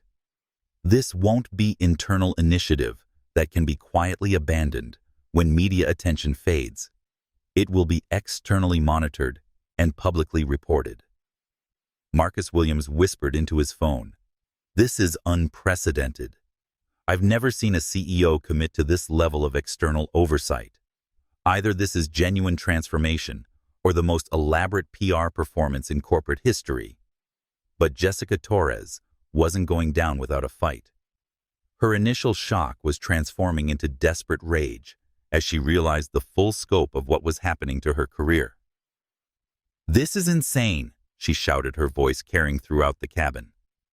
"You're ending my career over political correctness, over one passenger who couldn't take a joke. This is reverse discrimination." The words hung in the air like toxic gas. Even Dylan Mitchell stepped away from Jessica, recognizing that she'd just made her situation exponentially worse. Roger's voice became dangerously quiet. "Jessica, you just proved exactly why you can't work for this airline. You still don't understand what you did wrong. You still think treating passengers with basic respect is political correctness. You still think mocking someone's appearance is a joke." He moved closer, his presence somehow filling the entire cabin. "You didn't just insult a passenger. You humiliated my wife, the woman I love, the woman who has spent her career fighting against exactly the kind of prejudice you demonstrated today." His voice dropped to a whisper that was somehow more devastating than shouting. "For that, there are no second chances, no appeals, no explanations that will save your job." Maya nodded at her husband's words, then added her own perspective. "This is why cultural change is crucial. Individual apologies and good intentions aren't enough when the underlying attitudes remain unchanged. We need structural reforms that make biased behavior impossible to ignore or excuse." The aircraft touched down with a gentle bump, and the captain's voice came over the intercom. "Welcome to Denver International Airport. Local time is 4:47 p.m. But Roger Blake had one final statement for passengers who'd witnessed this unprecedented incident. "Before we deplane, I want to thank all of you for witnessing what happened and for your patience during what I know was uncomfortable. Your documentation, recordings, social media posts, formal complaints will be crucial evidence as we work to reform our company culture." He looked around the cabin at faces reflecting anger, sadness, hope, and determination. "What happened to my wife today happens to passengers every day across the airline industry. The only difference is that today it happened to someone with power to demand immediate accountability. But every passenger deserves that same protection, dignity, and respect. His voice carried the conviction of someone making a promise he intended to keep. And we're going to build systems that provide it. What would you have done if you'd witnessed this workplace bias? Would you have spoken up? Would you have recorded it? Let us know in the comments. And if you believe every story of discrimination should end with this kind of accountability, share this everywhere. As the aircraft pulled to the gate and jetway connected, Roger Blake knew the real work was just beginning. The confrontation had been necessary, but the cultural changes he'd promised would require sustained effort over months and years. Jessica Torres and Dylan Mitchell gathered their belongings, knowing they'd be escorted off and into meetings that would end their aviation careers. Their actions had consequences, and those consequences were about to become brutally real. But for Maya Richardson, the incident was transforming from personal trauma into professional opportunity. She was already planning research papers, conference presentations, and consulting work that would help other companies avoid the cultural failures exposed on Flight 1247. The door opened, passengers began deplaning, and everyone who'd been in first class that day knew their real journey was just beginning. Denver International Airport Gate A23 buzzed with controlled chaos, but the atmosphere around Flight 1247 was electric with anticipation. Word had spread through the airport about what had transpired at 37,000 feet, and a crowd of curious onlookers, airport personnel, and reporters had gathered near the gate like witnesses to history. Roger Blake emerged first, followed by Maya Richardson. They moved with calm confidence of two people who'd spent the flight preparing for exactly this moment. Behind them, other first-class passengers followed, many still clutching phones, still posting to social media, still processing what they'd witnessed. Marcus Williams, whose live stream had documented everything for over 500,000 viewers, stepped off while still broadcasting. "We've just landed in Denver," he said into his phone, "and you can see the media circus is already massive. Atlantic Airways Gate is trending globally, and this story is going to be everywhere." But the most significant presence at the gate wasn't media or onlookers. It was the group of Atlantic Airways executives who'd been hastily assembled to deal with what was rapidly becoming the biggest customer service crisis in company history. David Palmer, VP of Operations, approached, with Elena Rodriguez, HR Director, and James McCarthy, General Counsel. They moved with professional deference, mixed with personal concern for what their CEO had just endured. Roger, David said, extending his hand, "We came immediately after your calls. The entire executive team is standing by, and we've begun implementing policy changes you outlined during flight." Roger shook David's hand, appreciating immediate response, but knowing the real test would be sustained follow-through. "I want full briefing on implementation progress within 24 hours. This can't be another corporate initiative that loses momentum after initial headlines." Elena Rodriguez stepped forward, expression serious. "Mr. Blake, Dr. Richardson, on behalf of Atlantic Airways Human Resources, I formally apologize for the cultural failures that allowed today's incident. We've begun comprehensive review of hiring, training, and oversight practices." Maya accepted the apology with professional grace, while maintaining analytical perspective. Elena, apologies are appreciated, but what I'm most interested in is sustained cultural change. Too many companies respond to bias incidents with short-term reforms, quietly abandoned once media attention fades. It was pointed observation, reflecting Maya's expertise in organizational behavior and understanding of how companies typically respond to prejudice-related crises. Meanwhile, Jessica Torres and Dylan Mitchell were experiencing very different arrival in Denver. They'd been among the last to deplane, escorted by Atlantic Airways security personnel who'd boarded specifically for this purpose. Ms. Torres. Mr. Mitchell said, "One officer, you'll need to come with us for processing. Your belongings are being retrieved, and you'll meet with HR to complete termination paperwork."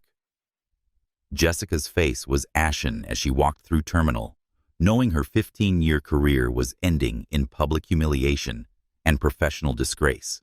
Other airline employees recognized her as word of her behavior, spread through airport's employee network. Their expressions ranging from sympathy to judgment, to relief that accountability was finally happening. Dylan Mitchell was grappling with realization that his aviation dreams had been destroyed by participation in bigoted behavior he hadn't even recognized at the time. The termination was devastating, but the public nature made it exponentially worse. Back at the gate, Roger was dealing with media attention that had exploded around the story.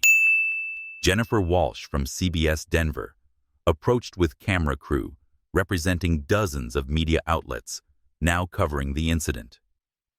"Mr. Blake," she said, "can you comment on what happened during your flight and what changes Atlantic Airways plans to implement?" Roger paused, recognizing his response would be recorded, analyzed, and used as evidence of his company's commitment to change. He chose words carefully, but spoke with conviction. "What happened on Flight 1247 exposed cultural failures in Atlantic Airways' customer service culture that I take full responsibility for as CEO," he said. "Dr. Richardson experienced biased treatment that no passenger should face, and our investigation revealed her experience was part of documented pattern affecting hundreds of customers."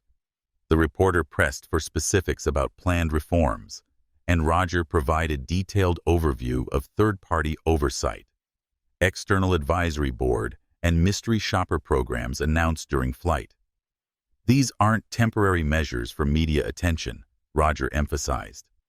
"These are permanent structural changes designed to eliminate prejudiced treatment from our culture. We're committing to annual public reports on progress, external auditing of practices, and financial penalties if we fail to meet standards we're establishing." The specificity differentiated Atlantic Airways' response from typical corporate crisis management of vague promises and internal reviews. Maya, standing beside her husband during interview, added her perspective as both victim and expert. "What happened to me happens to travelers daily across the airline industry. The difference is, most passengers don't have platform or power to demand accountability. The cultural changes Atlantic Airways is implementing need to become industry standards." Her comment elevated the story beyond single airline crisis to broader discussion of workplace bias in travel industry.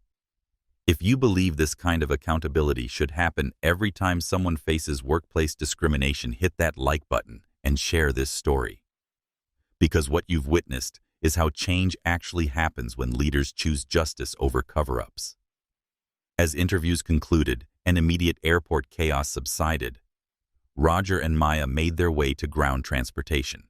Their original travel plans had been disrupted, but Maya's conference obligations meant staying in Denver several days. "How are you holding up?" Roger asked as they settled into a taxi. "I know this has been emotionally difficult regardless of professional implications." Maya considered carefully, her composure finally showing cracks. "I'm angry about what happened, but I'm also, hopeful.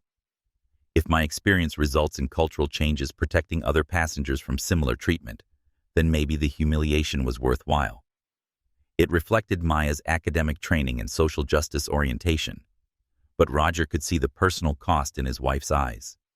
She'd handled the situation with remarkable grace, but being subjected to biased treatment was painful regardless of one's expertise in studying such behavior. Back at the airport, Jessica Torres and Dylan Mitchell were completing termination paperwork in sterile conference room adjacent to Atlantic Airways' Denver hub offices. The process was clinical and efficient. Surrender of company ID, final paycheck calculations, termination documentation, legal releases. Ms. Torres, Elena Rodriguez said, as Jessica signed final papers, "I want you to understand, your termination isn't just about today's incident. It's about pattern of prejudiced behavior that violated company policies and federal civil rights laws. Documentation makes clear this wasn't isolated mistake." Jessica's hands shook as she signed. The full weight of her situation was finally sinking in. Not just job loss, but career destruction, viral infamy, and social consequences that would follow her for years. Dylan Mitchell's termination was briefer, reflecting his shorter tenure and lesser role in the biased pattern. But Elena made clear his participation, regardless of motivations, was grounds for immediate dismissal. Mr. Mitchell, Elena said your termination is effective immediately, and your FAA certification will be flagged. Any future aviation employer will be aware of termination circumstances. As Jessica Torres and Dylan Mitchell left Denver International Airport for the last time, as Atlantic Airways employees, they carried full weight of consequences, extending far beyond job loss. They'd become symbols of workplace prejudice in corporate America, their names permanently associated with biased behavior, exposed and documented for the world to see. The real question now was whether cultural changes their behavior had triggered would succeed in transforming Atlantic Airways and potentially the entire airline industry. The answer would be determined in months and years to come, but the process of accountability and reform was already underway. Comment below. What do you think should happen to employees who discriminate against customers? And if this story restored your faith that accountability is possible, make sure you're subscribed for more stories where justice actually wins. The conference room in Atlantic Airways' Denver hub office was windowless and sterile, furnished with generic corporate furniture that made difficult conversations feel even more impersonal. Jessica Torres sat across from Elena Rodriguez, Director of Human Resources, with 2 witnesses present, as required by company policy for termination proceedings. But this wasn't typical corporate discipline. This was the aftermath of viral accountability, the reckoning that follows when workplace prejudice meets social media justice and executive fury. Ms. Torres Elena began voice professional, but carrying weight of institutional reckoning. We're here to formalize termination of your employment with Atlantic Airways. Before paperwork, I want to review the documented pattern of behavior that led to this decision. Elena opened a thick folder containing customer complaints, incident reports, and supervisory notes spanning Jessica's 15-year career. The documentation painted a devastating picture of routine biased behavior that had been ignored, excused, or minimized by previous management. Over the past 5 years, Elena continued, you've been subject of 47 formal customer complaints. 31 were filed by passengers identifying as racial minorities. The complaints consistently described condescending treatment, inappropriate questioning of passengers' legitimacy in premium services, and what multiple complainants characterized as racist behavior. Jessica's face went pale as she listened to the recitation of complaints she dismissed as isolated misunderstandings or oversensitive passengers. Hearing them compiled and analyzed as routine pattern was devastating. But here's what's most damning. Elena continued, her voice hardening. Our investigation revealed when these complaints were escalated to supervisors, they were consistently minimized or dismissed without adequate investigation. This represents not just individual misconduct, but cultural failure of oversight and accountability. The broader implications were clear. Jessica's behavior had been enabled by company culture that failed to take bias complaints seriously. Her termination was just the beginning of much larger reckoning with workplace prejudice. In a separate conference room down the hall, Dylan Mitchell was meeting with James McCarthy, Atlantic Airways' general counsel, for his own termination proceeding. The atmosphere was similarly formal, but Dylan's relative inexperience and genuine remorse created somewhat different dynamic. Dylan James said, your employment is being terminated immediately due to participation in discriminatory behavior toward passengers. While we recognize you were influenced by senior colleagues, participation in workplace bias is grounds for immediate dismissal regardless of motivations. Dylan nodded through tears. I understand, Mr. McCarthy. I want you to know I'm ashamed of what I did. I participated in something wrong, and I didn't even recognize it at the time. I keep thinking about Dr. Richardson's face when she heard us talking about her bag. His voice broke completely.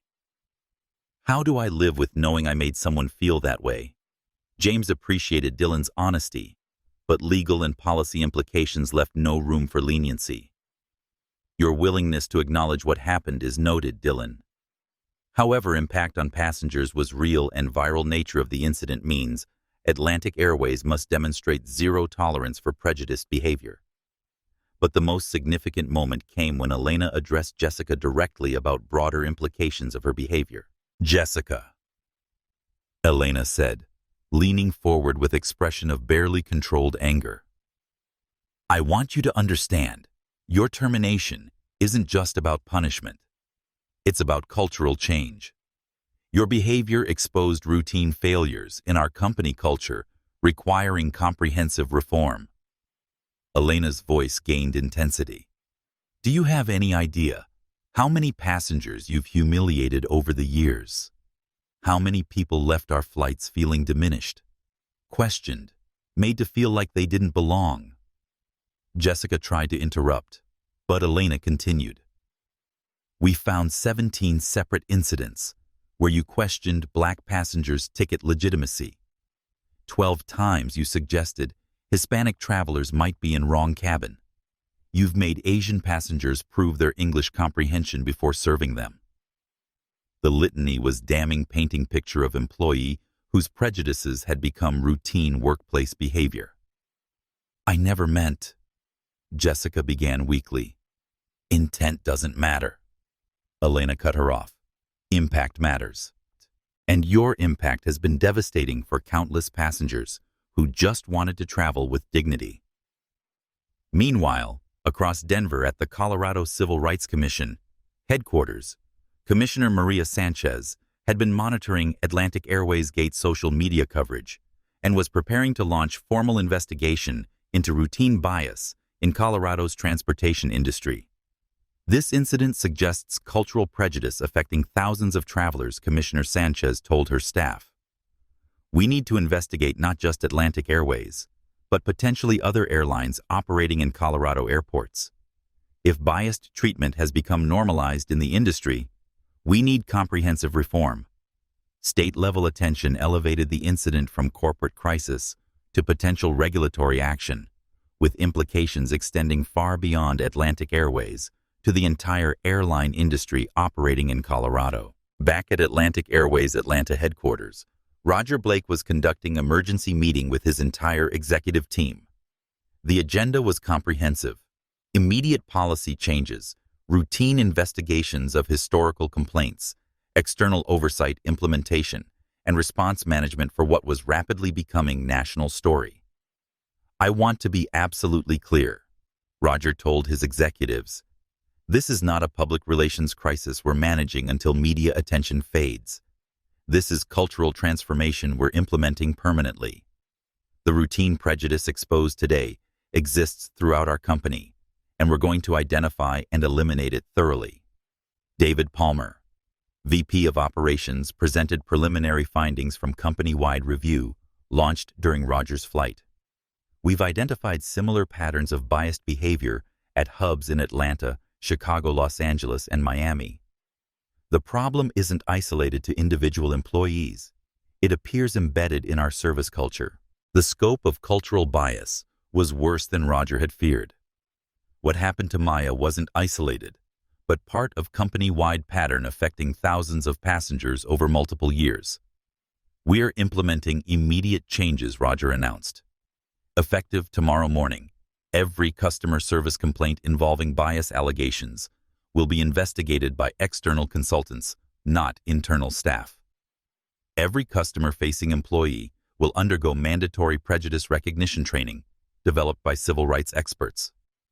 And we're establishing financial penalties for managers who fail to address biased behavior. The comprehensiveness impressed even executives who'd worked in airline industry for decades. Roger was proposing changes going far beyond typical corporate diversity initiatives to address cultural bias at every organizational level. Elena Rodriguez, participating via video conference from Denver, provided update on termination proceedings. Jessica Torres and Dylan Mitchell have been terminated as planned. However, Our investigation has identified 12 other employees across our network who may have engaged in similar biased behavior. We recommend immediate suspension pending investigation. The number was staggering. 15 employees potentially facing termination for routine prejudice, with implications for hundreds of customer complaints and potentially thousands of affected passengers. "Do it," Rogers said without hesitation. "Suspend all of them immediately and conduct thorough investigations. If evidence supports termination, we terminate. We cannot allow prejudiced behavior to continue while we conduct lengthy internal reviews." James McCarthy raised concerns about potential wrongful termination lawsuits and union grievances. But Rogers' position was unequivocal. Routine bias was grounds for immediate termination regardless of legal and financial costs. James: "I'd rather face wrongful termination lawsuits than civil rights lawsuits from passengers we've discriminated against," Rogers said. "The legal risks of tolerating workplace prejudice are far greater than risks of aggressive accountability. If you've ever wondered whether companies can actually change when leadership is serious about it, you're watching it happen in real time. This is what accountability looks like when it's not just corporate PR." Hit that like button if you believe this is how every company should respond to workplace bias. As the emergency executive meeting concluded, Roger understood he was implementing the most comprehensive anti-discrimination initiative in airline industry history. Financial costs would be enormous: millions in external consultants, training programs, oversight systems, and potential legal settlements. But the cost of inaction would be greater. Atlantic Airways' reputation, stock price, regulatory compliance, and moral standing all depended on demonstrating genuine commitment to eliminating cultural prejudice from company operations. The termination of Jessica Torres and Dylan Mitchell was just the beginning. Over coming weeks and months, Atlantic Airways would fire additional employees, overhaul training programs, implement external oversight, and rebuild customer trust, damaged by years of biased treatment. Back in the Denver termination room, Jessica Torres signed her final paperwork with shaking hands. As she prepared to leave, she made one last desperate attempt to salvage something from the wreckage. "Elena," she said, voice barely above whisper, "what if I apologized? Publicly? What if I went to diversity training?" Elena's response was swift and final. "Jessica, you had 15 years to learn basic human decency. You had 47 complaints to recognize your behavior was wrong. You had countless opportunities to treat passengers with respect." She stood, indicating the meeting was over. Some mistakes don't get second chances. Some behaviors are unforgivable. Today, you learned which category yours falls into. As Jessica Torres and Dylan Mitchell left the building as former Atlantic Airways employees, they carried the full weight of consequences that would follow them for years. Their names were now permanently associated with workplace prejudice, their careers destroyed by their own choices. Justice in this case was swift, public, and permanent. What do you think about immediate termination for workplace discrimination? Comment below with your thoughts, and if you believe companies should always respond this decisively to bias. Share this story with someone who needs to see that real accountability is possible.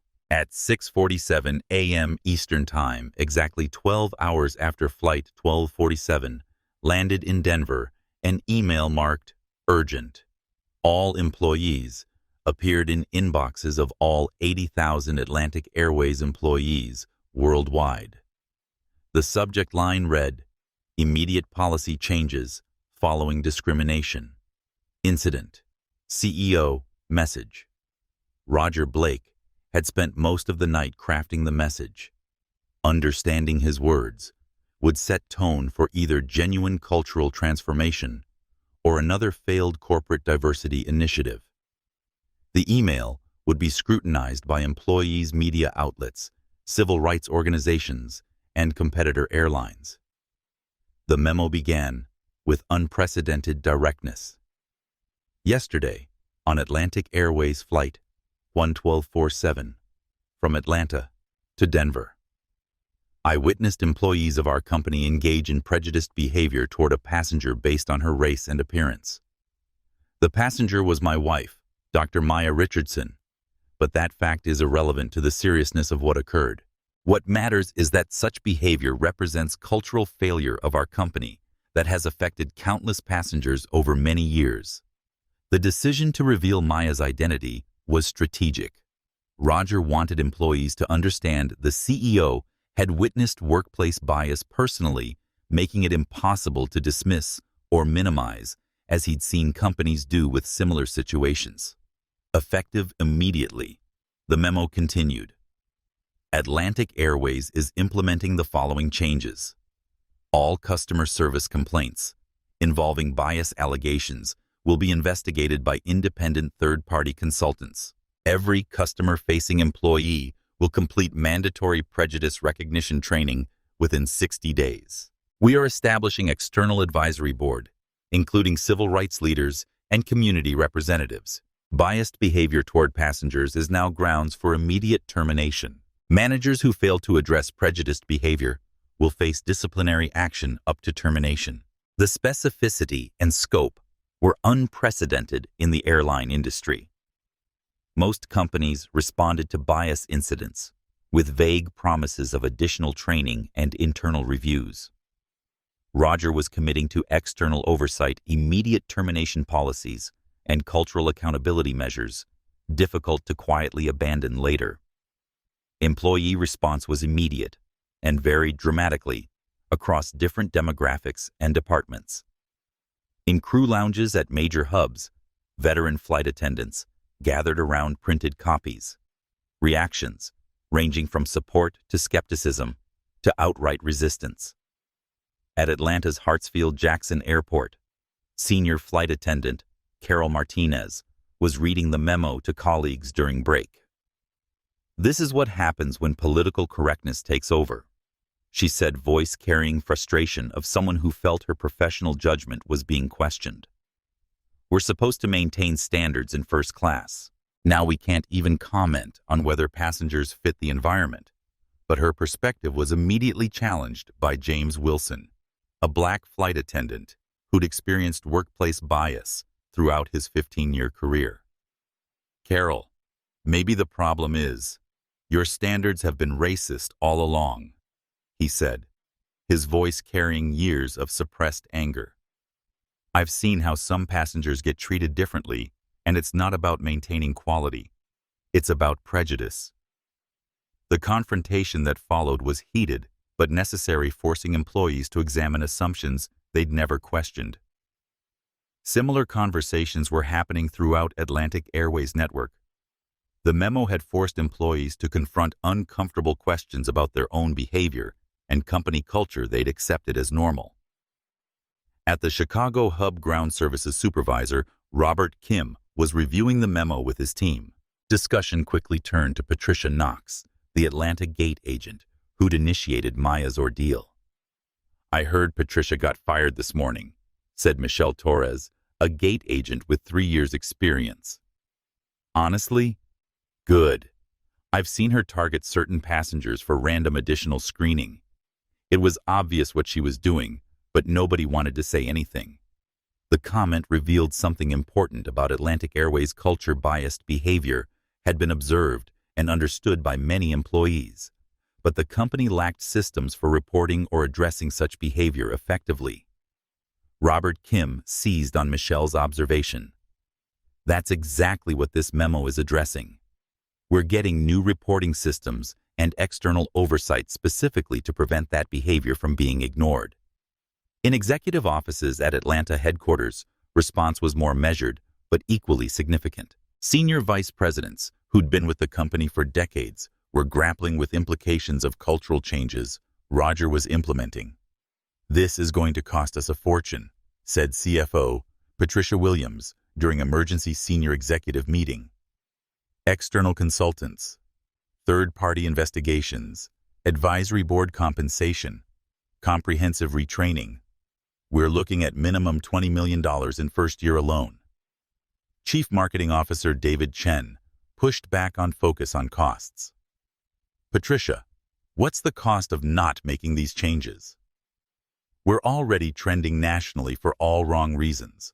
Our stock price dropped 12% yesterday, and we're facing potential civil rights lawsuits from passengers who experienced the same treatment Dr. Richardson received. The financial implications were staggering, but reputational and legal costs of inaction were potentially greater. Atlantic Airways faced choice between expensive cultural reform or potentially catastrophic damage to brand and legal standing. But the pushback wasn't just about money. Some executives genuinely questioned whether such comprehensive changes were necessary. Roger said, Operations VP Michael Stevens, "Are we overreacting to one incident? I mean, Jessica Torres was clearly out of line, but does that mean our entire culture is broken?" The question hung in the air, representing the kind of institutional resistance that Maya Richardson had warned about in her research. Roger's response was swift and uncompromising. Michael, that one incident was captured on live stream and viewed by over 500,000 people. But more importantly, our investigation has revealed it wasn't one incident. It was a pattern of behavior that we've ignored for years.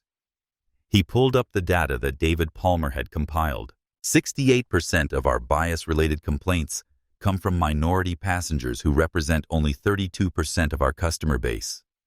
That's not coincidence, Michael. That's cultural prejudice. Elena Rodriguez, still participating via video conference from Denver, provided update that silenced remaining skeptics. We've now identified 18 employees across our network who may have engaged in similar prejudice behavior. Based on customer complaint patterns and witness statements, we're looking at potential terminations that could affect every major hub. The scope of cultural bias was becoming clearer with each investigation. What initially appeared as isolated incidents by individual employees was revealing itself as company-wide culture problem, requiring comprehensive intervention. We need to understand something, Roger told his executive team, his voice carrying weight of absolute conviction. This isn't a crisis we're managing. This is transformation we're implementing. The old culture that allowed prejudiced behavior to flourish is going to be replaced by new culture that actively prevents and punishes such behavior. The distinction was crucial. Crisis management focuses on containing damage and returning to normal operations. Cultural transformation requires fundamental changes in how organization operates, trains employees, and measures success. Dr. Maya Richardson, participating as external consultant, provided academic perspective on cultural bias that would guide company reform efforts. The research is clear. Prejudiced behavior in customer service environments is rarely limited to individual bad actors. It's usually symptomatic of cultural failures in hiring, training, oversight, and accountability. Maya's expertise was proving invaluable in designing reforms addressing root causes rather than just symptoms. Her experience as both victim and expert gave her unique credibility in guiding transformation. The conversation was interrupted by David Palmer, who'd been monitoring social media and news coverage. "We're getting significant positive response to the CEO memo," he reported. "Civil rights organizations are praising the comprehensive nature of planned changes. Other airlines are being pressured by their customers to implement similar reforms." Public response validated Roger's decision to be transparent about company failures and specific about planned reforms. Rather than typical corporate crisis management approach of minimizing problems and promising vague improvements, Atlantic Airways was acknowledging cultural bias and committing to measurable change. But the most significant development came from an unexpected source: other Atlantic Airways employees who'd witnessed or experienced prejudiced behavior were beginning to come forward with their own accounts. Customer service agent Maria Gonzalez in Miami sent detailed email describing cultural bias she'd observed in ground operations. Maintenance supervisor John Thompson in Seattle reported prejudiced behavior by supervisors toward minority employees. Flight attendant Sarah Kim in Los Angeles documented passenger complaints about biased treatment dismissed by management. If you've ever worked somewhere with toxic culture, you know how hard it is to speak up. These employees are finally getting the chance to report what they've witnessed. If you believe whistleblowers deserve protection and support, hit that like button and share this story. The flood of internal reports made clear the problem extended far beyond customer service to encompass employment practices, workplace culture, and management accountability throughout the organization. We're going to need a much more comprehensive approach, Roger told his team as reports continued pouring in. This isn't just about customer service training. We need to examine our entire organizational culture. Elena was already developing plans for expanded investigation. We're going to need external consultants for HR practices, employment law experts for workplace bias issues, and organizational psychology specialists for culture change initiatives. The scope was expanding beyond what anyone had initially envisioned. What began as response to prejudice against passengers was revealing cultural bias, affecting employees, customers, vendors, and community relationships throughout Atlantic Airways operations.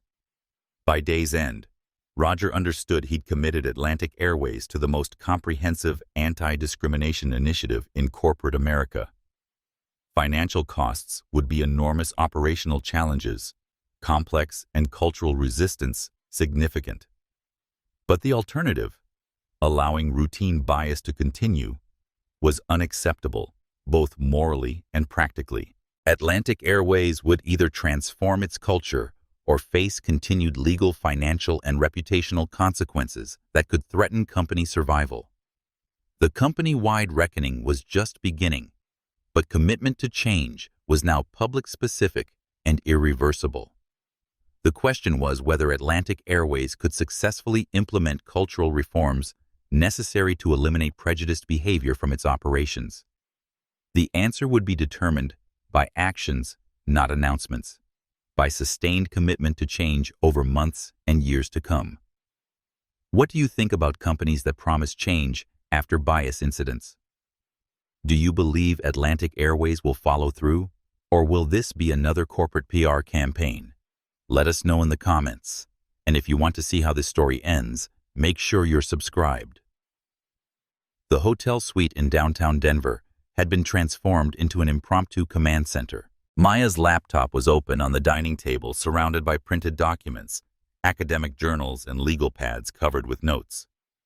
Roger paced between window and sitting area, fielding calls from attorneys, consultants, and civil rights organizations, while Maya documented their experience from both personal and professional perspectives. "How are you really doing?" Roger asked during a brief lull in constant stream of phone calls and media requests. It was the first quiet moment they'd shared since Flight 1247, and he could see emotional toll in Maya's eyes, despite her professional composure. Maya looked up from her laptop, where she'd been writing what would eventually become comprehensive academic paper on workplace prejudice in the airline industry. For a moment, her carefully maintained composure cracked. "I keep replaying it," she said honestly, her voice smaller than usual. Not just what they said, but how it felt. 20 years studying this behavior. "Roger, and when it happened to me, for a few minutes, I actually wondered if they were right, if I really didn't belong there." She wiped her eyes quickly, as if embarrassed by the admission. That's what bias does. It makes you question your own worth, even when you know better intellectually. Roger sat beside her, taking her hand. "Maya, you've helped me understand something I never fully grasped before. As a white male CEO, I thought workplace discrimination was about policies and training. I didn't realize it was about making people feel fundamentally unwelcome in their own lives." The observation reflected Roger's evolving understanding of bias as more than policy violation. It was assault on human dignity that caused lasting psychological harm. The question now, Maya continued, is whether you can sustain commitment to cultural change once media attention fades and other business priorities emerge. Because that's where most corporate diversity initiatives fail, not in initial announcement, but in sustained implementation. It was challenge reflecting Maya's academic understanding of organizational behavior and realistic assessment of corporate commitment to social change.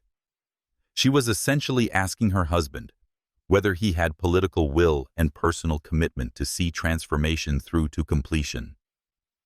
Roger's response was immediate and definitive. Maya, after watching you experience that humiliation, after seeing the pain in your eyes when you thought maybe they were right about you not belonging. His voice hardened. I will burn this company to the ground before I let that culture continue. The intensity of his response surprised even Maya. This wasn't just professional commitment to change. It was personal fury at seeing his wife diminished by prejudice. Maya's phone buzzed with call from Dr. Jennifer Martinez, Director of Civil Rights Research Center at Stanford University. Maya had worked with Jennifer on previous academic projects, and the call represented beginning of what would become comprehensive research collaboration on airline industry bias. Jennifer said, after offering support, we want to partner with you on comprehensive study of workplace prejudice in the airline industry. The Atlantic Airways incident has created opportunity to examine cultural intolerance across multiple carriers. The research partnership would provide academic credibility and rigorous methodology for investigating bias throughout travel industry. It would also ensure Maya's experience contributed to broader understanding of workplace prejudice, rather than remaining isolated incident. I'm interested, Maya replied, but I want to make sure this research leads to practical policy changes, not just academic publications. The goal should be transformation of industry practices, not just documentation of problems. It was distinction reflecting Maya's commitment to applied research creating real-world change rather than purely theoretical academic work. She wanted to use her expertise and platform to drive cultural reform throughout airline industry. Roger, listening to Maya's conversation, realized his wife's experience was evolving into something much larger than corporate crisis management. Maya was positioning herself as leading voice for airline industry reform, using personal experience and professional expertise to drive cultural change across multiple companies. You know, Roger said, after Maya ended her call, this could become your legacy work. The research and advocacy that transforms how airlines treat customers and employees. You have academic credentials, personal experience, and now platform to drive industry-wide change. Maya considered the possibility, understanding both opportunity and responsibility it represented. If I take on that role, it means years of research consulting, speaking, and advocacy work. It means becoming public face of airline industry bias reform. The decision was significant because it would transform Maya from victim to advocate, from individual case to cultural reformer. It would also mean sustained public attention and scrutiny as she worked to drive change across industry resistant to external oversight. But there's something else, Maya said, her voice carrying uncertainty Roger rarely heard. What if we fail? What if all these promises about change turn out to be empty, corporate rhetoric? What if my humiliation becomes just another diversity story that companies reference without actually changing? It was vulnerable admission, reflecting Maya's understanding of how often corporate commitments to change fade once media attention moves elsewhere. Roger's response was fierce with conviction. Then we make sure failure isn't an option. We build accountability mechanisms that can't be dismantled. We create external oversight that survives leadership changes. We make the cost of returning to old culture higher than maintaining new culture. Have you ever had a moment where trauma became purpose? Maya Richardson was facing that choice. Turn her painful experience into mission that could protect millions of other travelers. Comment below if you've ever turned negative experience into positive change. I think I want to do it, Maya said, voice gaining strength as she spoke. If my experience on Flight 1247 can prevent other passengers from facing same prejudice, then personal cost was worthwhile. Roger smiled at his wife's decision, recognizing both her courage and commitment to social justice. Then, Atlantic Airways will be your first case study, and I'll make sure you have access to all data and cooperation you need for research. The partnership between CEO and academic researcher would provide unique insight into corporate transformation efforts and their effectiveness in eliminating workplace bias. It would also create accountability for sustained change rather than superficial reforms. As evening fell over Denver, Roger and Maya Blake understood their lives had been fundamentally changed by events on Flight 1247. What had begun as routine business travel had evolved into personal mission to transform cultural prejudice in corporate America. For Roger, it meant leading the most comprehensive anti-discrimination initiative in airline industry history, with implications for how other CEOs addressed workplace bias in their organizations. For Maya, it meant using expertise and platform to drive industry-wide reform, transforming personal trauma into cultural change, protecting millions of other travelers. But perhaps most importantly, it meant their relationship had been tested by crisis and emerged stronger. Roger had witnessed his wife's pain and responded with institutional fury. Maya had experienced public humiliation and chosen to transform it into social mission. "You know what's strange?" Maya said as she closed her laptop for the night. "I spent years writing about workplace discrimination as abstract concept. Now I understand it as lived experience. That's going to make my research so much more powerful." Roger nodded, understanding that Maya's academic work would now carry authenticity that comes only from personal experience. Her scholarship would be grounded not just in theory, but in emotional truth of what bias actually feels like. Together, they represented something unprecedented in corporate America. CEO and academic researcher working in partnership to eliminate workplace prejudice with resources, expertise, and commitment necessary to achieve lasting transformation. The question was whether their individual efforts could overcome decades of cultural bias and create lasting change in industry resistant to external oversight and transformation. The answer would be determined by sustained commitment to work ahead and ability to inspire others to join their mission for cultural reform. But personal resolution was clear. They would use their experience, expertise, and platform to ensure what happened on Flight 1247 would never happen again to any passenger on any airline. If this story is inspiring you to think about how you can turn your own challenges into positive change, share it with someone who needs to hear that transformation is possible. And make sure you're subscribed, because this story of accountability and change is just getting started. The gleaming lobby of Atlantic Airways headquarters in Atlanta had been transformed. Where once generic corporate art and business messaging decorated walls, now visitors were greeted by a striking display.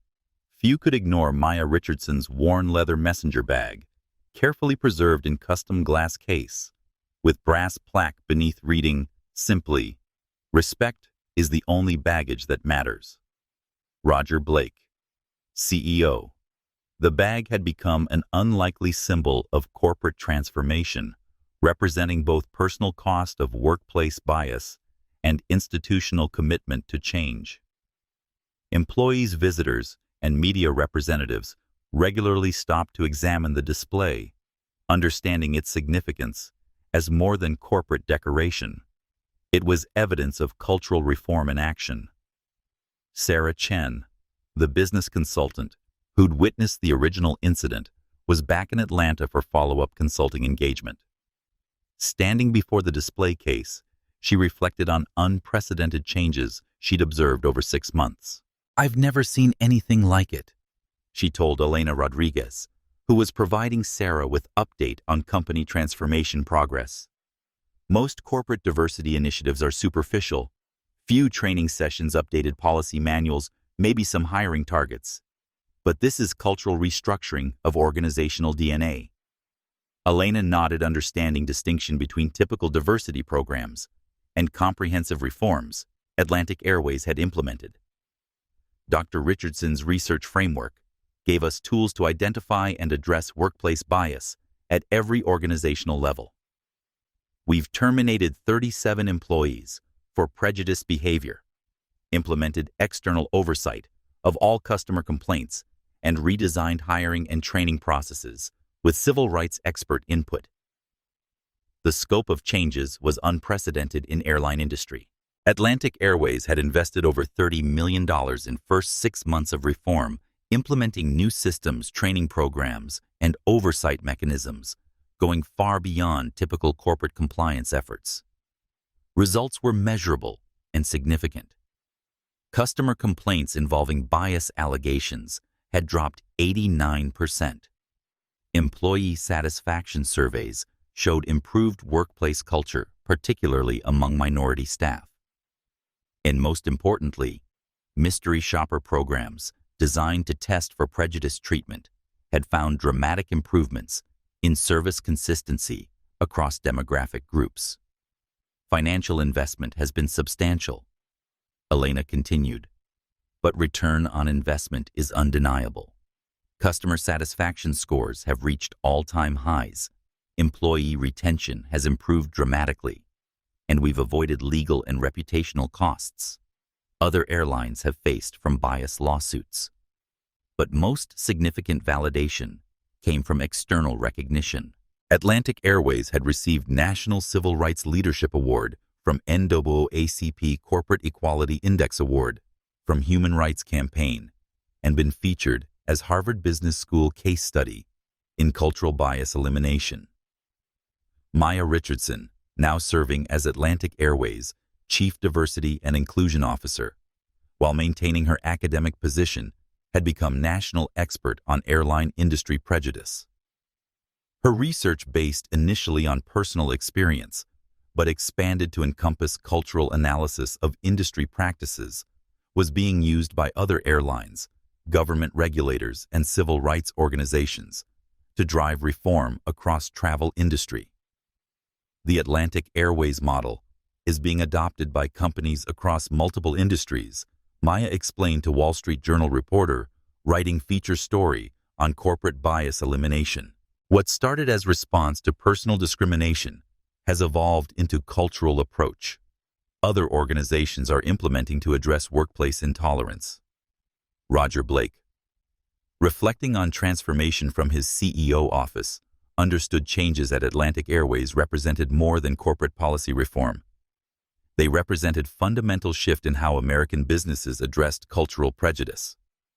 The company had become model for proactive bias elimination rather than reactive crisis management. 6 months ago, we were typical airline with typical problems, Roger told the reporter. We had workplace bias, we ignored, prejudiced behavior, we excused, and cultural failures we minimized. Today, we're demonstrating comprehensive reform is possible when leadership commits to transformation rather than superficial compliance. Transformation hadn't been without challenges. Some longtime employees had resigned rather than adapt to new behavioral standards. Several managers had been terminated for failing to enforce anti-bias policies. The airline had faced criticism from some quarters for being too aggressive in addressing prejudice-related issues. But results spoke for themselves. Atlantic Airways had achieved highest customer satisfaction ratings in company history, avoided legal and reputational costs other airlines faced from bias incidents, and become industry leader in diversity and inclusion practices. Jessica Torres and Dylan Mitchell, former flight attendants whose behavior had triggered transformation, had experienced very different outcomes. Jessica had been unable to find employment in airline industry and was working retail management, while dealing with ongoing consequences of viral infamy. She'd attempted wrongful termination lawsuit, but her documented pattern of biased behavior made the case unwinnable. Dylan, who'd acknowledged mistakes and sought bias recognition training, had found work with regional airline committed to implementing similar reforms. He'd become advocate for employee accountability, speaking at industry conferences about recognizing and addressing unconscious prejudice. "I learned something crucial from what happened," Dylan told documentary filmmaker creating film about workplace bias.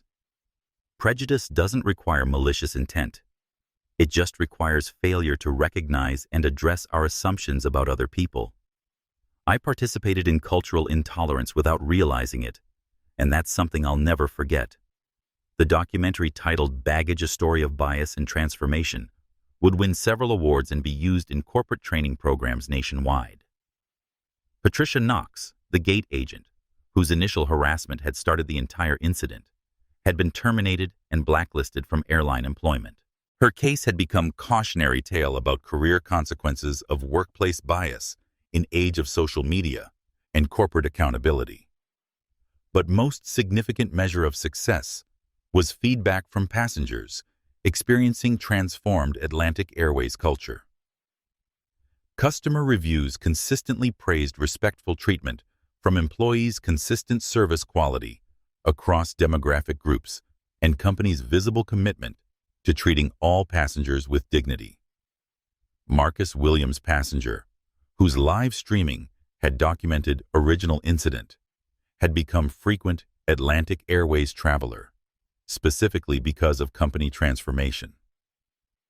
"I choose to fly Atlantic Airways because they proved corporate accountability is possible," he said, in follow-up social media post receiving millions of views. "When a company admits failures and implements real change, they deserve customer loyalty." The hashtag Atlantic Airways transformation had replaced Atlantic Airways Gate as dominant social media narrative around the company, reflecting shift from crisis to reform in public perception.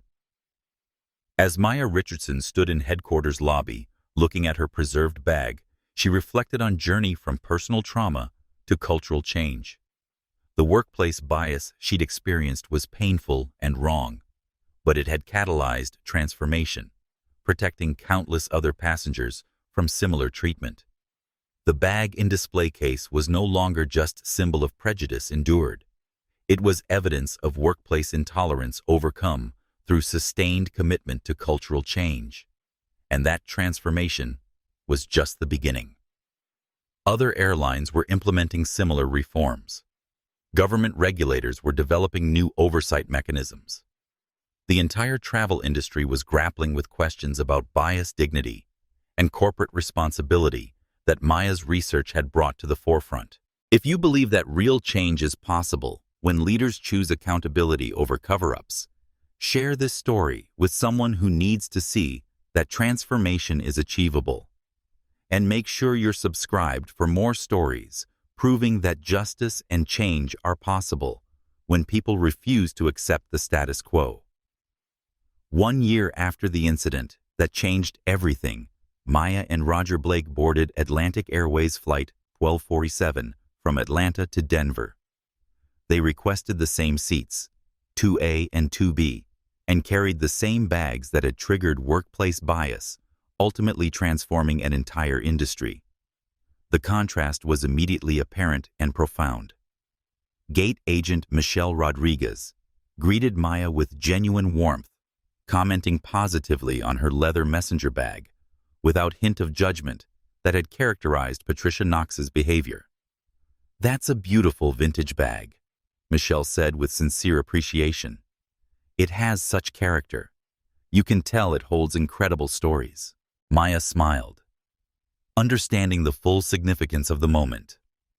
A year earlier, her bag had been treated as evidence of inappropriateness, subjected to public scrutiny and mockery. Today, it was appreciated as expression of personal style and history. Flight attendant Carlos Martinez, who'd replaced Jessica Torres as purser on this route, welcomed both passengers with equal attention and genuine respect. His service was warm, but professional, treating Maya and Roger as valued customers, rather than subjects for commentary and judgment. "It's remarkable," Maya said to Roger as they settled into their seats, "how completely the culture has transformed. This feels like an entirely different airline." The transformation was evident throughout their flight experience. The crew treated all passengers with consistent respect, regardless of appearance, attire, or perceived social status. Service was efficient and professional, but also warm and welcoming in ways suggesting genuine cultural change rather than enforced compliance.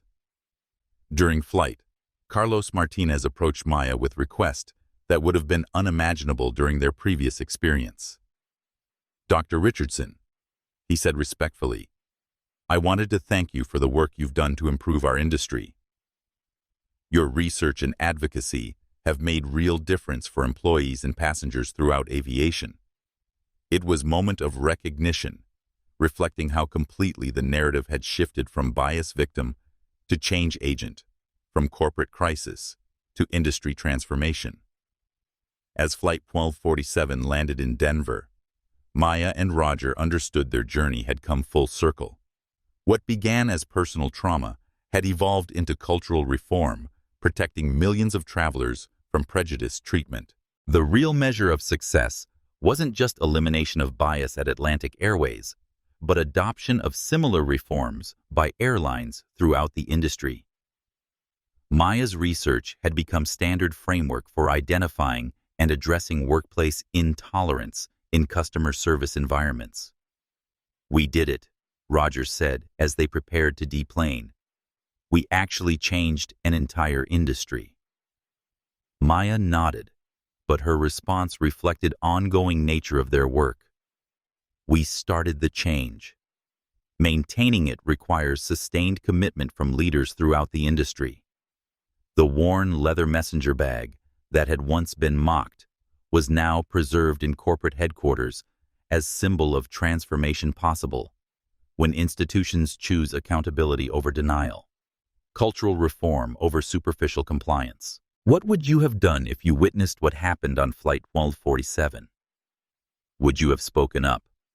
Would you have recorded the incident? Would you have demanded accountability? Maya and Roger Blake's story proves individual courage can drive institutional change.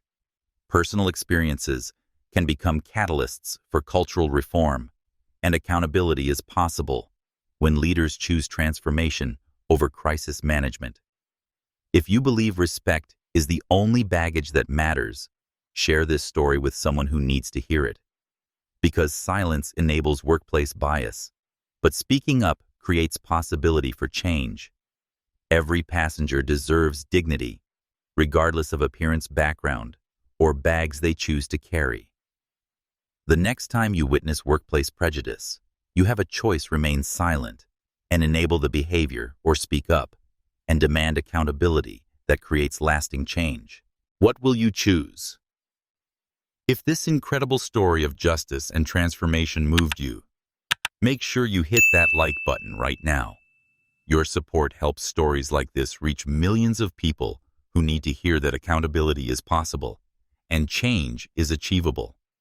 Share this video with friends, family, and colleagues who need to see what real leadership looks like when someone refuses to tolerate discrimination. Post it on your social media with the message that workplace bias has no place in modern society. And don't forget to subscribe and ring that notification bell, because we bring you more true stories where justice prevails, accountability wins, and ordinary people create extraordinary change. These stories matter because they show us that standing up to discrimination isn't just the right thing to do. It's the only thing to do. Your voice matters. Your actions matter. And when you share stories like this, you're part of creating a world where everyone is treated with the respect and dignity they deserve. So, what are you waiting for? Like, share, subscribe, and let's keep building a world where stories like Maya and Roger Blake's inspire real change everywhere. Because when good people speak up, amazing things happen.